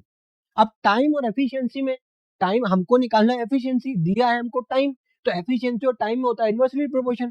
तो ये यहाँ पे जो एफिशिएंसी निकल करके आएगी वो क्या आ जाएगी, 13/40। तो यहाँ पे हम लोग किससे कंपेयर कर देंगे, 13/40 से कर देंगे कंपेयर। आ रही है बात समझ में। अब अगर ये देखो, ये हमारा क्या हो गया, एक इक्वेशन निकल करके आ गई। अब देखो, अगर इसी सेम क्वेश्चन को अगर मैं क्लासिकल अप्रोच से सॉल्व करूं, ठीक है, तो वो देखो किस तरीके से सॉल्व होगा। ठीक है, मैं बैकग्राउंड को चेंज कर लेता हूँ, ठीक है।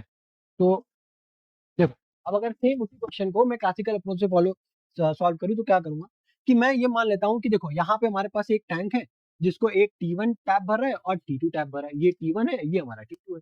तो मैं यहाँ पे ये लिखूंगा, सोल्यूशन को अगर मैं स्टार्ट करूँ तो मैं ये लिखूंगा दैट अमाउंट ऑफ टैंक, या फिर टाइम टेकन, यहाँ पे टाइम की बात कर रहा हूँ, टाइम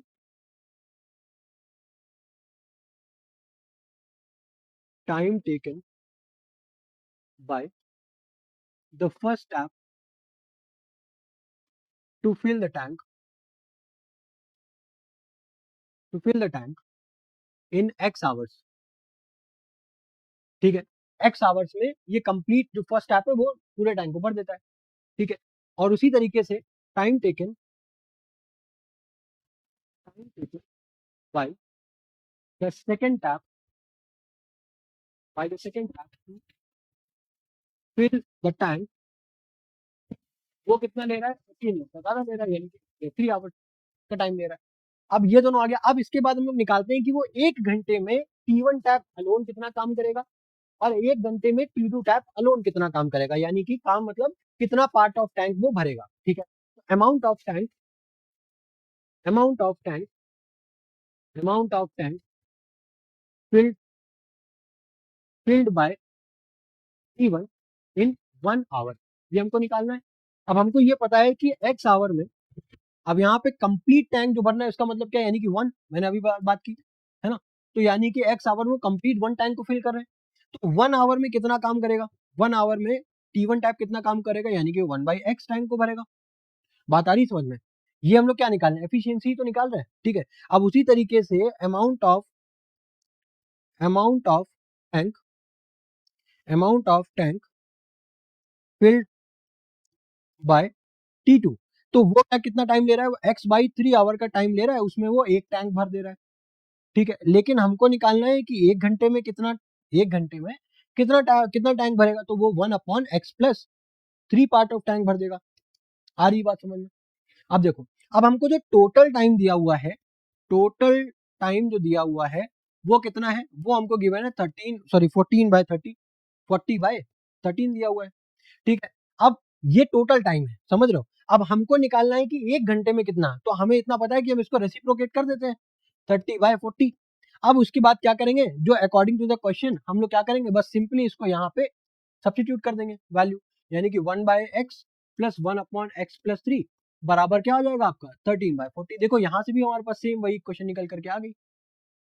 बात आ रही समझ में? हम लोगों ने क्या किया, हम लोगों ने ये किया कि सबसे पहले हम लोगों ने ये निकाला कि T1 टैप जो है x आवर लेता है, ठीक है, किसी काम को करने के लिए। उसी जगह पे जो T2 है वो x+3 आवर लेता है उसी काम को करने के लिए। और वो काम क्या था, वो काम था हमारा कि एक टैंक को भरना है।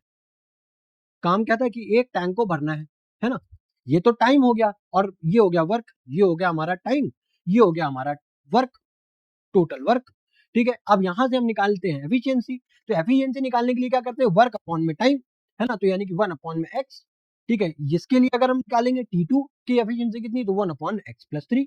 अब हमको ये पता है कि भाई टाइम और एफिशिएंसी में इनवर्सली प्रोपोर्शन होता है, ठीक है। तो टोटल टाइम हमको जो गिवन था वो गिवन था 14/13। अब इसका अगर हम एफिशिएंसी निकालेंगे तो जस्ट इसका रेसिप्रोकेट कर दोगे, वो हो जाएगा आपका 30/40, ठीक है। ये आपकी टोटल एफिशिएंसी आ गई। अब अगर आप इसको कंपेयर करोगे तो 1/x प्लस 1/x+3 बराबर में आ जाएगा आपका 13/40।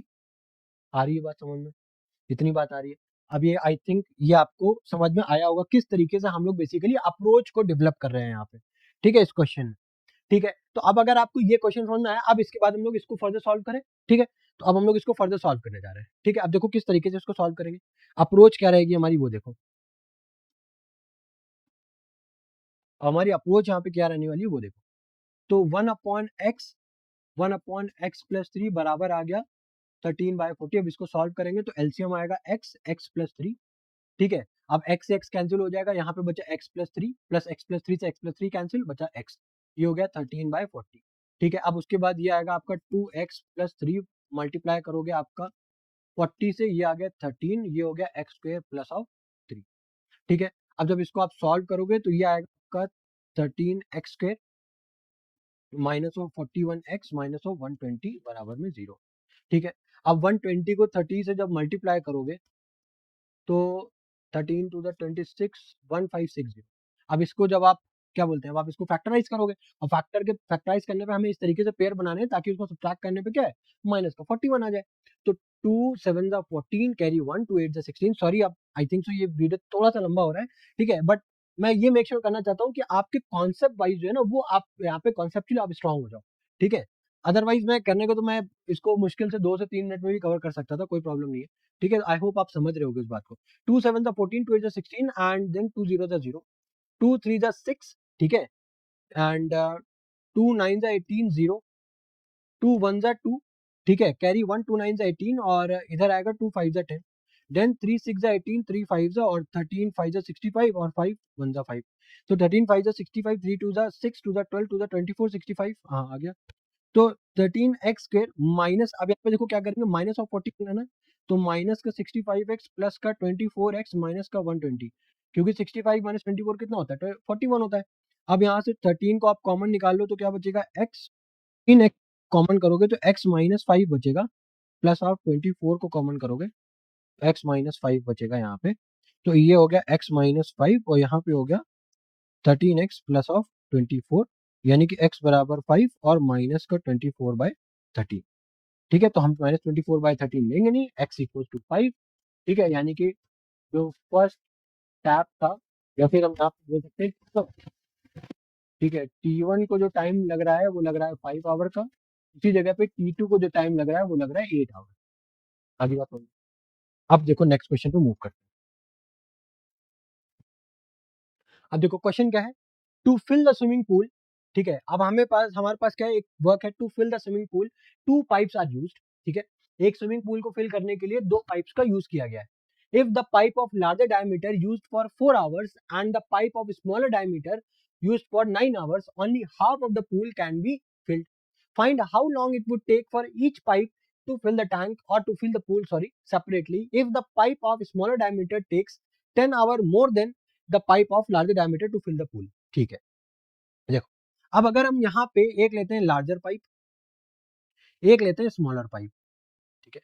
अब अगर लार्जर पाइप को, देखो मैं लास्ट वाली स्टेटमेंट देख रहा हूँ, if the pipe of smaller diameter takes, ठीक है, यानी कि टेक्स 10 आवर मोर, यानी कि लार्जर वाला अगर x आवर में पूरा पूल भर रहा है कंप्लीट, ध्यान से समझना, जो टोटल वर्क है यहाँ पे क्या है, टू फिल द पूल, यानी कि पूरा पूल भर रहा है, ठीक है। उसी जगह पे जो स्मॉलर वाला पाइप है उसको कितना टाइम लग रहा है, x प्लस 10 आवर्स का टाइम लग रहा है।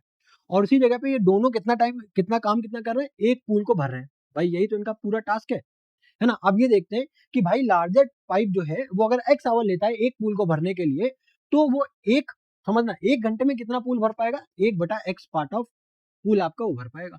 उसी जगह पे अगर जो स्मॉलर पाइप है वो x प्लस 10 आवर्स लेता है पूरे एक पूल को भरने के लिए, तो वो 1 घंटे में कितना पूल भर पाएगा, 1/x plus 10 part of pool को जो है वो भर पाएगा।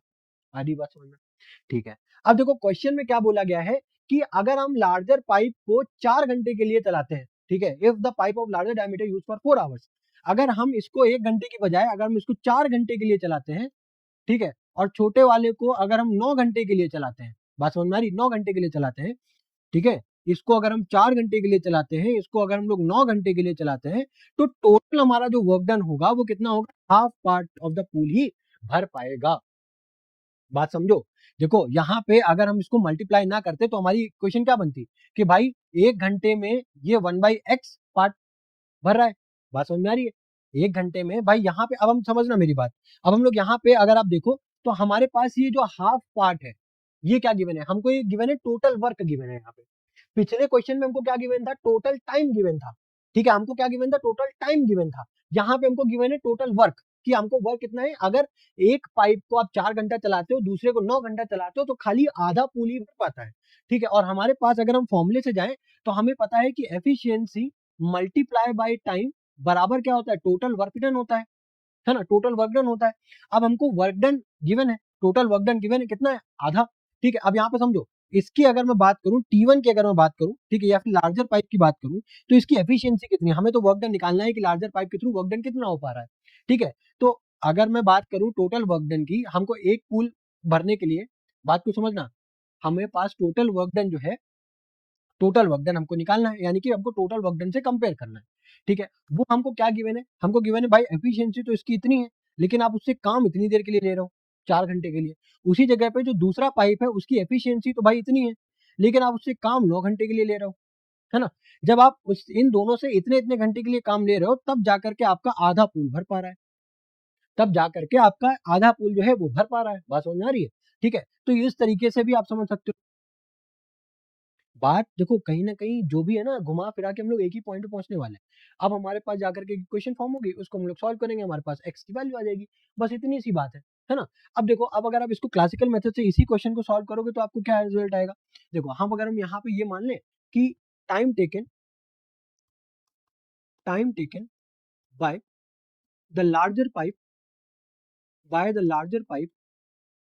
वो कितना होगा? मान लेते हैं हम x आवर ले रहा है। उसी जगह पे time taken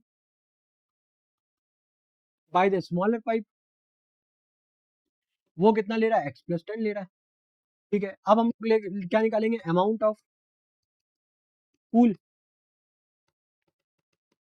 filled by larger pipe वो कितना बड़े भाई, x आवर में वो एक पूल को भर रहा है, तो वो 1 आवर में कितना पूल भर देगा? 1/x पार्ट ऑफ पूल भर देगा, ठीक है। उसी जगह पे अगर amount of similarly for smaller pipe की अगर मैं बात करूं, यहाँ पे, अब अगर स्मॉलर पाइप की बात करूंगा तो वो कितना टाइम ले रहा है? वो ले रहा है आपका x प्लस 10 आवर्स ले रहा है, और उसमें वो एक पूल को भर रहा है। तो यानी कि 1 घंटे में वो 1/x plus 10 part of pool को भर रहा है। ठीक है, अब यहाँ पे कंडीशन लेकिन ये गिवन है कि आप जो है इस बड़े वाले को आप 4 घंटे के लिए चला रहे हो और इस छोटे वाले को आप 9 घंटे के लिए चला रहे हो, राइट? तो जब अगर आप पहले वाले को 4 घंटे के लिए चला रहे हो यानी कि 4/x आप इससे पार्ट भरवा रहे हो। भाई 1 घंटे में 1/x भर रहा है तो 4 घंटे में 4/x भरेगा और उसी जगह पे अगर ये 1 घंटे में 1/x+10 भर रहा है तो 9 घंटे में 9/x भरेगा। अब अगर इतना काम ये दोनों करते हैं तब जा करके आधा पूल भर पाता है। तो भाई यहाँ पे भी देखो ये क्वेश्चन बन करके आ गई हमारे पास। आ रही है बात समझ में? अब इसको हमें बस सिंप्लीफाई करना है और हमारे पास रिजल्ट आ जाएगा, ठीक है? अब इसको सिंप्लीफाई कर दें क्या? देखो, मैं एक क्वेश्चन बना दे रहा हूँ, उसके बाद सॉल्व आपको करना है, ठीक है? 4/x प्लस 1 वीडियो ना बहुत ज़्यादा लंबी हो जाएगी, ठीक है? बराबर क्या है गिवन है 1/2, ठीक है? एलसीएम जब आप लोगे तो ये हो जाएगा x प्लस 10, ठीक है? उसके बाद यहाँ पे x कैंसिल, यहाँ पे आपका बचेगा x प्लस 10 और यहाँ पे आपका बचेगा 9x इक्वल्स टू 1/2, ठीक है? ये हो जाएगा आपका 4x plus of 40 plus of 9x, ठीक है? अपॉन में हो जाएगा आपका x square plus of 10x बराबर हो जाएगा 1/2, ठीक है? ये 4x प्लस 9x आ जाएगा आपका 13x प्लस ऑफ 40, इसको मल्टीप्लाई करोगे 2 से बराबर हो जाएगा x square plus of 10x, ये हो जाएगा आपका 26x, ये हो जाएगा आपका 80 बराबर हो जाएगा x square plus of 10x, ठीक है? अब उसके बाद क्या आ जाएगा x स्क्वायर, ठीक है? अब ये हो जाएगा प्लस का 10x माइनस का 26x प्लस का सॉरी माइनस का 80 बराबर का 0, ठीक है? तो ये हो जाएगा x स्क्वायर माइनस का 16x माइनस का 80 बराबर में 0, ठीक है? इक्वेशन क्या आ गई x square minus of 80x और minus of x square minus 16x minus of 80। देख लो भाई 80 को फटाफट से करते हैं, 80 को अगर फैक्टराइज करोगे तो ये हो जाएगा 20, ये हो गया 10, ये हो गया 5, ये हो गया 1, है ना? 5 टू द 10 टू द 20 हो गया, 24 का कितना होता है, राइट? ये हो जाएगा आपको माइनस का चाहिए तो माइनस का आपको 5 टू द हाँ माइनस का 20x प्लस का 4x माइनस का 80 बराबर में 0, x को कॉमन किया तो क्या बचा x माइनस 20, यहाँ पे आपने 4 को कॉमन किया x माइनस 20, ठीक है? तो यहाँ पे क्या आ जाएगा आपका एक x माइनस 20 आ गया, एक आपका आ गया x प्लस 4, ठीक है? अब हमारे पास x की दो वैल्यू आ गई, एक तो आ गई 20, एक आ गई माइनस का 4, तो माइनस 4 लेंगे नहीं, x इक्वल टू 20 यानी कि जो आपका लार्जर पाइप है उसको समय लग रहा है 20 घंटे का और जो स्मॉलर पाइप है उसको कितना लग रहा है 30 घंटे का समय लग रहा है। आ गया आंसर? आ रही बात समझ में? अब हम लोग यहाँ से स्टार्ट करेंगे speed, time, speed and distance के क्वेश्चन। अब देखो जब भी आपको यहाँ पे टाइम, स्पीड एंड डिस्टेंस का क्वेश्चन देखो है ना, बात समझ रहे हो? हमारे पास एक ही फॉर्मूला है टाइम, स्पीड और डिस्टेंस में, वो क्या है? स्पीड इक्वल्स टू क्या है हमारे पास formula? Speed equals to speed बराबर क्या होता है? डिस्टेंस अपॉन में टाइम। क्या होता है? डिस्टेंस अपॉन में टाइम, यही होता है speed equal to distance upon में टाइम। अब हमें बेसिकली कुल मिला के इसी फॉर्मूले को तो लगाना है क्योंकि भाई टाइम, स्पीड और डिस्टेंस में एक ही रिलेशन है, तो यानी कि यही फॉर्मूला हमें पूरे क्वेश्चन में लगाना है, कहीं घुमा फिरा के। अब देखो क्वेश्चन में बोल क्या रहा है, in a flight of 600 kilometres and aircraft was slowed down due to bad weather, its average speed of the trip was reduced by 200 kilometre from its usual speed and the time of the flight increased by 30 minute. जाहिर सी बात है अगर एक विमान एक जगह से दूसरी जगह जा रहा है, ठीक है, अब खराब मौसम की वजह से उसने अपनी स्पीड को कम किया। अब अगर स्पीड को कम करेगा तो टाइम तो बढ़ेगा क्योंकि भाई स्पीड और टाइम इनवर्सली प्रोपोर्शन है। अगर स्पीड को बढ़ाओगे तो टाइम कम होगा, अगर स्पीड को घटाओगे तो टाइम बढ़ेगा। तो अगर उसने स्पीड को 200 किलोमीटर प्रति घंटे की रफ्तार से घटाया है तो टाइम आपका आधा मिनट यानी कि आधा घंटा बढ़ गया है। तो अब हम लोग यहाँ पे एज्यूम करते हैं let the usual time and speed be x, right? हमने क्या माना है? टाइम जो है वो मान लेते हैं टी आवर्स एंड जो स्पीड है वो मान लेते हैं x किलोमीटर पर आवर। बात समझना। अब यहाँ पे दो केसेस है, अगर आप ध्यान से देखो तो दो केसेस है। एक केस में तो अगर हम ये मान सकते हैं कि विमान मौसम खराब ही ना हुआ हो, अगर मौसम खराब नहीं हुआ होगा तो speed equals to distance upon time है, तो उसकी स्पीड होगी x। भाई यूजुअली स्पीड हमने मानी है x। अब डिस्टेंस तो दोनों केसेस में सेम है, अगर मौसम खराब भी हो गया होगा तब भी उसको डिस्टेंस तो 600 किलोमीटर की ट्रेवल करनी है, तो वहां पे डिस्टेंस हमारी है 600 किलोमीटर और टाइम लग रहा है उसको t। बात आ रही समझ में? और उसी जगह पे केस 2, अब हम ये मान के चल रहे हैं यहाँ पे है बैड वेदर, है ना? खराब मौसम की वजह से जो स्पीड है वो हमारी 200 किलोमीटर प्रति घंटे की स्पीड से कम हो गई है, यानी कि यूजुअल स्पीड में से 200 किलोमीटर प्रति घंटे की स्पीड से कम कर दी गई है। तो बट अभी भी डिस्टेंस तो हमारी सेम ही रहेगी, बट टाइम, अब टाइम में क्या हो रहा है? 30 मिनट, बट यहाँ पे मिनट में ऐड नहीं करेंगे क्योंकि जो स्पीड है वो किलोमीटर पर आवर में दी है, तो 30 मिनट का मतलब आधा घंटा यानी कि हाफ, ये हम लोग इंक्रीज कर देंगे। बात समझ में आ रही है? अब ये दोनों इक्वेशन आपको बन करके आ गई है। अब हम लोग क्या करेंगे यहाँ पे, अब हम लोग यहाँ पे क्या करेंगे, इसको ध्यान से देखो। तो यहाँ पे अगर x की वैल्यू आप देखो, x की वैल्यू क्या आ रही है आपकी 600 अपॉन में t प्लस 1/2, ये हो जाएगा प्लस का 200। अब यहाँ पे भी x हो गया, यहाँ पे भी x हो गया, तो क्या दोनों को कंपेयर कर सकते हैं? अब अगर दोनों को कंपेयर करोगे, यहाँ पे क्वेश्चन आप बनाना प्लीज, ठीक है, अदरवाइज बहुत बड़ा वीडियो हो जाएगा ये। तो ये हो जाएगा 600 अपॉन में t, ठीक है, और ये बराबर किसकी हो जाएगा आपका 600 अपॉन में t प्लस 1/2 और प्लस में 200। अब अगर इसको एक तरफ लेकर के जाओ तो ये हो जाएगा 600 अपॉन में t, ठीक है, माइनस में 600 अपॉन में t प्लस 1/2, राइट, और ये बराबर में हो जाएगा 200। आ रही बात समझ में? इसको थोड़ा सा अगर और मैं सिंप्लीफाई कर दूं, 600 अपॉन में t, ठीक है, ये हो जाएगा आपका 2t प्लस 1, नीचे क्या हो जाएगा आपका 2t प्लस 1, और ये 2 इधर मल्टीप्लाई हो जाएगा, है ना? बात समझ में आ रही है भाई? ये t प्लस 1/2 है। अब इसको आप एलसीएम लोगे तो ये हो जाएगा 2t प्लस 1 और अपॉन में बचा है 2, ये 2 आपका जाकर के ऊपर मल्टीप्लाई हो जाएगा, ये हो जाएगा आपका 1200, बराबर हो गया आपका जाके 200, ठीक है। अब आप इसको इस तरीके से आप सॉल्व कर लेना प्लीज, ठीक है। आपको आपका रिक्वायर्ड टाइम जो है, टाइम हमें निकालना था यहाँ पे भाई, शेड्यूल ड्यूरेशन निकालनी थी ना, यानी कि हमें टाइम निकालना था, टाइम हमें यहाँ पे निकल करके आ जाएगा इजिली। बात आ रही समझ में?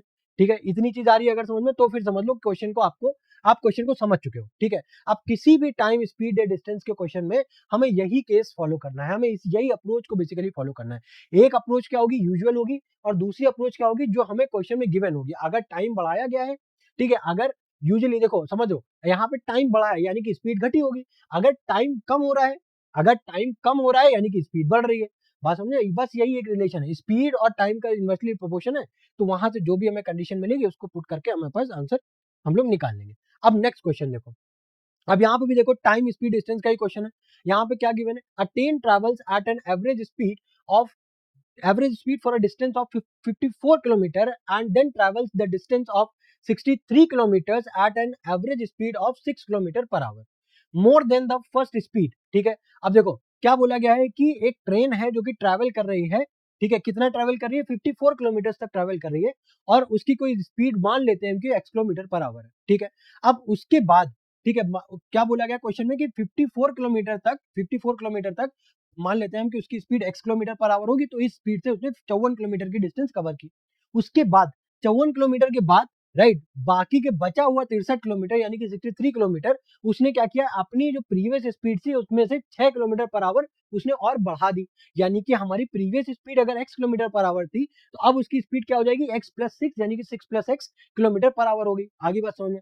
तो अब हमसे क्या बोला गया है समझना, कि more than the first speed if it takes 3 hours to complete the total journey, मतलब उसको जो टोटल टाइम लगा है, राइट, इस पूरी जर्नी को कवर करने के लिए वो कितना टाइम लगा है, हमको वो टाइम गिवन है 3 आवर्स का गिवन है, 3 आवर्स का गिवन है। तो जाहिर सी बात है, अब हमको टोटल टाइम अगर गिवन है तो हमको टाइम से ही इधर दोनों को कंपेयर करना पड़ेगा, ठीक है। तो अब यहाँ पे अगर हम टाइम निकालें, ठीक है, एवरेज समझना, एवरेज स्पीड का जो फॉर्मूला होता है, ठीक है, अगर एवरेज स्पीड का फॉर्मूला निकालें तो क्या होता है, टोटल डिस्टेंस अपॉन में टोटल टाइम। तो टोटल डिस्टेंस इसने ट्रेवल किया, अब यहाँ पे अगर निकालें, ठीक है, अगर हम निकालें टोटल डिस्टेंस, तो यहाँ पे देखो सबसे पहले हम इस ब्लॉक के लिए निकालेंगे, फिर इस ब्लॉक के निकालेंगे, देन उसको जोड़ देंगे। बात समझ में आ रही? तुम लोग इस ब्लॉक के लिए निकाल रहे हैं तो डिस्टेंस हमारी कितनी, 54, और उसके लिए आपको सॉरी हमारे पास क्या निकालना है, हमें टाइम निकालना है ना, तो टाइम के लिए स्पीड से स्पीड नीचे यानी कि t बाई 54/x, और उसी जगह पे अगर इसकी बात करें तो वो कितना आ जाएगा हमारे पास, ये आ जाएगा आपका 63 अपॉन में x प्लस 6। बात आ रही समझ में? ये आ गया आपके पास टोटल टाइम, ठीक है। अब टोटल टाइम ही हमको कितना गिवन था, ये गिवन था यहाँ पे 3, तो यहाँ से आपको एक इक्वेशन मिल जाएगी और यहाँ पे आप इजीली x की वैल्यू फाइंड कर पाओगे। तो वही आपको वहां से क्या पूछी, फाइंड इट्स फर्स्ट स्पीड, यानी कि x की वैल्यू आप इजीली बता सकते हो। बात आगे समझ में? अब ये आपको करना है, ठीक है, आई होप ये आप इजीली कर पाओगे।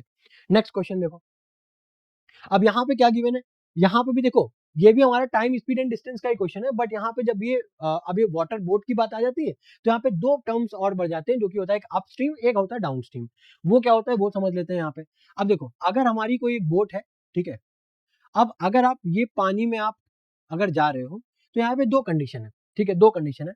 देखो पानी की स्पीड मान लेते हैं कुछ x किलोमीटर पर आवर होगी, और यहाँ पे इस केस में आपको बोट की स्पीड दी हुई है कितनी, 18 किलोमीटर पर आवर, ठीक है। तो यहाँ पे दो कंडीशन ये हो सकती है, या तो आप पानी की दिशा में, मतलब जिस डायरेक्शन में पानी फ्लो कर रहा है आप भी उसी डायरेक्शन में बहो, बह रहे हो, ठीक है। तो वहां पे क्या होगा, जब आप पानी जिस डायरेक्शन में फ्लो हो रहा है आप भी उसी डायरेक्शन में फ्लो हो रहे हो, तो उस केस को हम लोग बोलते हैं डाउन स्ट्रीम। क्या बोलते हैं, डाउन स्ट्रीम बोलते हैं, ठीक है। तो डाउन स्ट्रीम में होता क्या है, पानी भी बेसिकली आपको हेल्प करता है उस डायरेक्शन में बढ़ने के लिए। तो वहां पे जो आपकी स्पीड होती है और जो वाटर की जो स्पीड है, स्ट्रीम की जो स्पीड है, वो भी आपकी ऐड हो जाती है। वहां पे आपका आता है 18 + x km/h, ठीक है। बट अगर आप मान लो कि पानी इस डायरेक्शन में बह रहा है और आप उसके अपोजिट डायरेक्शन में आप अगर जा रहे हो, तो उस केस को हम लोग बोलते हैं अप स्ट्रीम का केस। क्या बोलते हैं, अप स्ट्रीम का केस बोलते हैं। अब यहाँ पे क्या होता है, यहाँ पे बेसिकली आप अपनी बोट की जो स्पीड है उसमें से आप स्ट्रीम की स्पीड को आप सब्सट्रैक्ट कर देते हो, वो आ जाती है आपकी अपस्ट्रीम की स्पीड बेसिकली, ठीक है। इतना आया समझ में, ठीक है। अब देखो बोला क्या गया, क्वेश्चन समझो।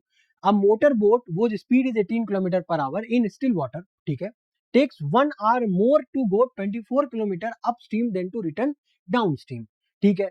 देखो क्या बोला गया है कि अगर आप सबसे पहले देखो अप स्ट्रीम की वैल्यू दी है और डाउन स्ट्रीम की वैल्यू भी गिवन है, ठीक है। अप स्ट्रीम डाउन स्ट्रीम की आपने स्पीड निकाल ली है, ठीक है। और टोटल क्या गिवन है हमको, टाइम गिवन है 1 hour। तो हमको बेसिकली क्या निकालना है, यहाँ पे टाइम निकालना है। टाइम निकालने के लिए क्या हो जाता है, डिस्टेंस अपॉन में स्पीड। तो अब अगर हम लोग अप स्ट्रीम की बात करें, अप स्ट्रीम की बात करें, ठीक है, यहाँ पे अगर हम लोग अप स्ट्रीम की बात करें यहाँ पे, तो अप स्ट्रीम का फॉर्मूला, डिस्टेंस हम कितनी कवर कर रहे हैं, ध्यान से समझना, 24 kilometre to go 24 kilometre upstream and to return downstream. यानी कि अगर आप अपनी बोट को 24 किलोमीटर आप अपनी बोट से 24 किलोमीटर की डिस्टेंस ट्रेवल कर रहे हो, लेकिन उस केस में आप अपस्ट्रीम में हो, मतलब जो आपकी वाटर की जो स्पीड ऑफ स्ट्रीम है या फिर फ्लो ऑफ स्ट्रीम है, वो आपके अपोजिट डायरेक्शन में फ्लो हो रही है और आप उसके अपोजिट डायरेक्शन में फ्लो हो रहे हो, को क्या बोलेंगे, अपस्ट्रीम बोलेंगे। अब अपस्ट्रीम के केस में आप 24 किलोमीटर ट्रैवल कर रहे हो, लेकिन वहां पे जो आपकी स्पीड है वो कितनी है, 18 - x। अब उसी जगह पे जब आप डाउन स्ट्रीम में फ्लो कर रहे हो, ठीक है, डाउन स्ट्रीम में जब आप फ्लो कर रहे हो, समझो डाउन स्ट्रीम में भी आप 24 किलोमीटर फ्लो करते हो, लेकिन अब यहाँ पे जो स्पीड हो जाएगी वो क्या हो जाएगी, 18 + x, है ना। अब यहाँ पे जो आपकी स्पीड है वो क्या है, 18 + x, क्योंकि डाउन स्ट्रीम का मतलब क्या है, आप भी उसी डायरेक्शन में बह रहे हो जिस डायरेक्शन में पानी बह रहा है, समझ रहे हो, समझ आ रहा है। तो ये हो गया अपस्ट्रीम, ये हो गया डाउन स्ट्रीम, ठीक है। अब क्वेश्चन में देखो, क्वेश्चन में अगर आप लॉजिकली यहाँ पे समझो तो क्या बोल रहा है कि water in still water takes 1 hour more, ठीक है, 1 hour more to go 24 kilometre up stream then to return down stream. मतलब आपको अपस्ट्रीम में जब आप फ्लो करते हो, उसमें आपको जितना टाइम लगता है वो कंपेरेटिवली डाउन स्ट्रीम से 1 घंटा ज्यादा लगता है। बात को समझो, क्या मतलब है यहाँ पे, यहाँ पे एक है अपस्ट्रीम, ठीक है, एक है आपका डाउन स्ट्रीम। भाई हम लोग क्या कंपेयर कर रहे हैं, हम लोग कंपेयर कर रहे हैं टाइम, टाइम को कंपेयर कर रहे हैं। अब ये समझो भाई, डाउन स्ट्रीम में आपकी स्पीड ज्यादा होगी, क्यों ज्यादा होगी, क्योंकि वहां पे आपको पानी भी तो मदद कर रहा है आपको बहने के लिए। भाई देखो वहां पे एक्स ऐड हो रहा है, स्पीड में एक्स ऐड हो रहा है, यानी कि वाटर की जो स्पीड है वो आपकी बोट की स्पीड से ऐड हो रही है। यानी कि डाउन स्ट्रीम में आप फास्ट मूव करोगे as compare to up stream, क्योंकि अप स्ट्रीम में आपको जो वाटर की स्पीड है वो आप माइनस कर रहे हो, माइनस करो यानी कि आप स्पीड अपनी स्लो कर रहे हो। अब ये बताओ, जब आपकी स्पीड स्लो होगी तो आपको टाइम यहाँ पे ज्यादा लगेगा, टाइम यहाँ पे ज्यादा लगेगा, और यहाँ पे जब स्पीड ज्यादा होगी तो टाइम यहाँ पे कम लगेगा, है ना। तो अब ये बताओ, अब ये एक क्वेश्चन है, समझ लो, ये दोनों बैलेंस करनी है हमें, ठीक है। अब हमें 1 hour मोर यानी कि 1 घंटा, अगर हमें समझो, अगर हम देखो इसको इन ट्रिक के हिसाब से समझे कि कभी कभी बहुत कंफ्यूजन हो जाता है कि अगर हम 1 hour मोर किस में हम लगाएं, ठीक है, हम लोग इसको लॉजिकली भी समझेंगे, ठीक है। 1 hour मोर लिखा है, तो हम लोग 1 घंटा किस में ऐड करें, अप स्ट्रीम में ऐड करें या डाउन स्ट्रीम में ऐड करें। तो अब इसको इस तरीके से समझो भाई, अप स्ट्रीम में समझ लो, हमें इन दोनों इक्वेशंस को बैलेंस रखना है, दोनों इक्वेशंस को बैलेंस रखना है। अब अप स्ट्रीम में हमारे पास टाइम ज्यादा लग रहा है, अप स्ट्रीम में टाइम ज्यादा लग रहा है कंपेरेटिवली डाउन स्ट्रीम में कम टाइम कम लग रहा है। तो अगर ये ज्यादा है ये कम है, तो अगर आपको कोई चीज ऐड करनी है तो ज्यादा वाले में ऐड करोगे, कम वाले में ऐड करोगे, ताकि इक्वेशन बैलेंस हो जाए। तो भाई कम वाले में अगर हम 1 घंटा ऐड कर देते हैं तो वो बराबर हो जाएगी, है ना। अब इसको दूसरी तरीके से समझो, तो अप स्ट्रीम में जब आप मूव कर रहे हो, जब आप अप स्ट्रीम में मूव कर रहे हो, यानी कि आपकी जो डायरेक्शन है और जो वाटर की जो फ्लो की डायरेक्शन है वो अपोजिट है, वो अपोजिट है। तो उस केस में आपको टाइम ज्यादा लगेगा, आपको टाइम ज्यादा लगेगा। तो अप स्ट्रीम का जो आपका जो टाइम है वो है 24/18 - x, ठीक है। तो वही आपसे बोला गया है, ठीक है, 1 hour more to go 24 kilometre up stream then to return down stream. मतलब डाउन स्ट्रीम में आपको जितना टाइम लगता है, ठीक है, डाउन स्ट्रीम में आपको जितना भी टाइम लगता है उससे 1 घंटा ज्यादा लगता है आपको अपस्ट्रीम में आने के लिए, राइट? क्योंकि ऑब्वियसली बात है ना, लॉजिकली भी समझो तो वही बात आ रही है, लॉजिकली यही बात तो आ रही है ना भाई, अपस्ट्रीम में आपको टाइम ज्यादा लग रहा है ना, तो भाई डाउन क्या बोला गया, डाउन स्ट्रीम का कंपैरिजन में 1 घंटा ज्यादा लग रहा है अपस्ट्रीम में, तो ये है। और ऐड किस तरफ करना है, ऐड उस तरफ करना है। अगर अगर आप इसको इस तरीके से देखो, यहाँ पे क्या हो रहा है, अगर हम फ्रैक्शंस की बात करें, ठीक है, ये हो गया न्यूमरेटर, ये हो गया डिनोमिनेटर, इधर भी हो गया न्यूमरेटर, इधर भी हो गया डिनोमिनेटर। अब यहाँ पे अगर कोई चीज घटा रहे हो, ठीक है, तो हमें पता है अगर डिनोमिनेटर छोटा होता है तो वैल्यू अल्टीमेटली बड़ी हो जाती है, बात आ रही है समझ में, वैल्यू अल्टीमेटली क्या हो जाती है, बड़ी हो जाती है। अब यहाँ पे डिनोमिनेटर आप ऐड कर रहे हो कुछ, तो यहाँ पे एक चीज क्या हो रही है, बेसिकली ओवरऑल वैल्यू जो है वो घट रही है, ठीक है। अब हमें दोनों को रखना है बैलेंस, तो हमें अगर ऐड करना है कुछ, तो भाई छोटे वाले में तो ऐड करोगे ताकि क्वेश्चन बैलेंस हो जाए, ठीक है। तो यहाँ पे ये कुछ हमारा सिनेरियो है, ये अगर आपको समझ में आ गया तो समझ लो आपको पूरा क्वेश्चन क्लियर, ठीक है। आई होप ये समझ में आया होगा। तो हमारे पास जो फाइनल इक्वेशन आएगी वो 24 18 minus x minus of 24 upon में 18 प्लस एक्स बराबर में 1। इसको आप सॉल्व कर लोगे, आपके पास एक्स की वैल्यू आ जाएगी। आ रही बात समझ में? तो आई होप हम लोगों ने जितने भी क्वेश्चंस किए आपको समझ में सारे क्वेश्चंस आए होंगे, ठीक है। तो इसी के साथ हम लोग अपना ये वीडियो एंड कर रहे हैं, ठीक है। तो आई होप आपको सारे क्वेश्चंस, फिर से मैं बोल रहा हूँ, सारे क्वेश्चंस आपको समझ में आए होंगे।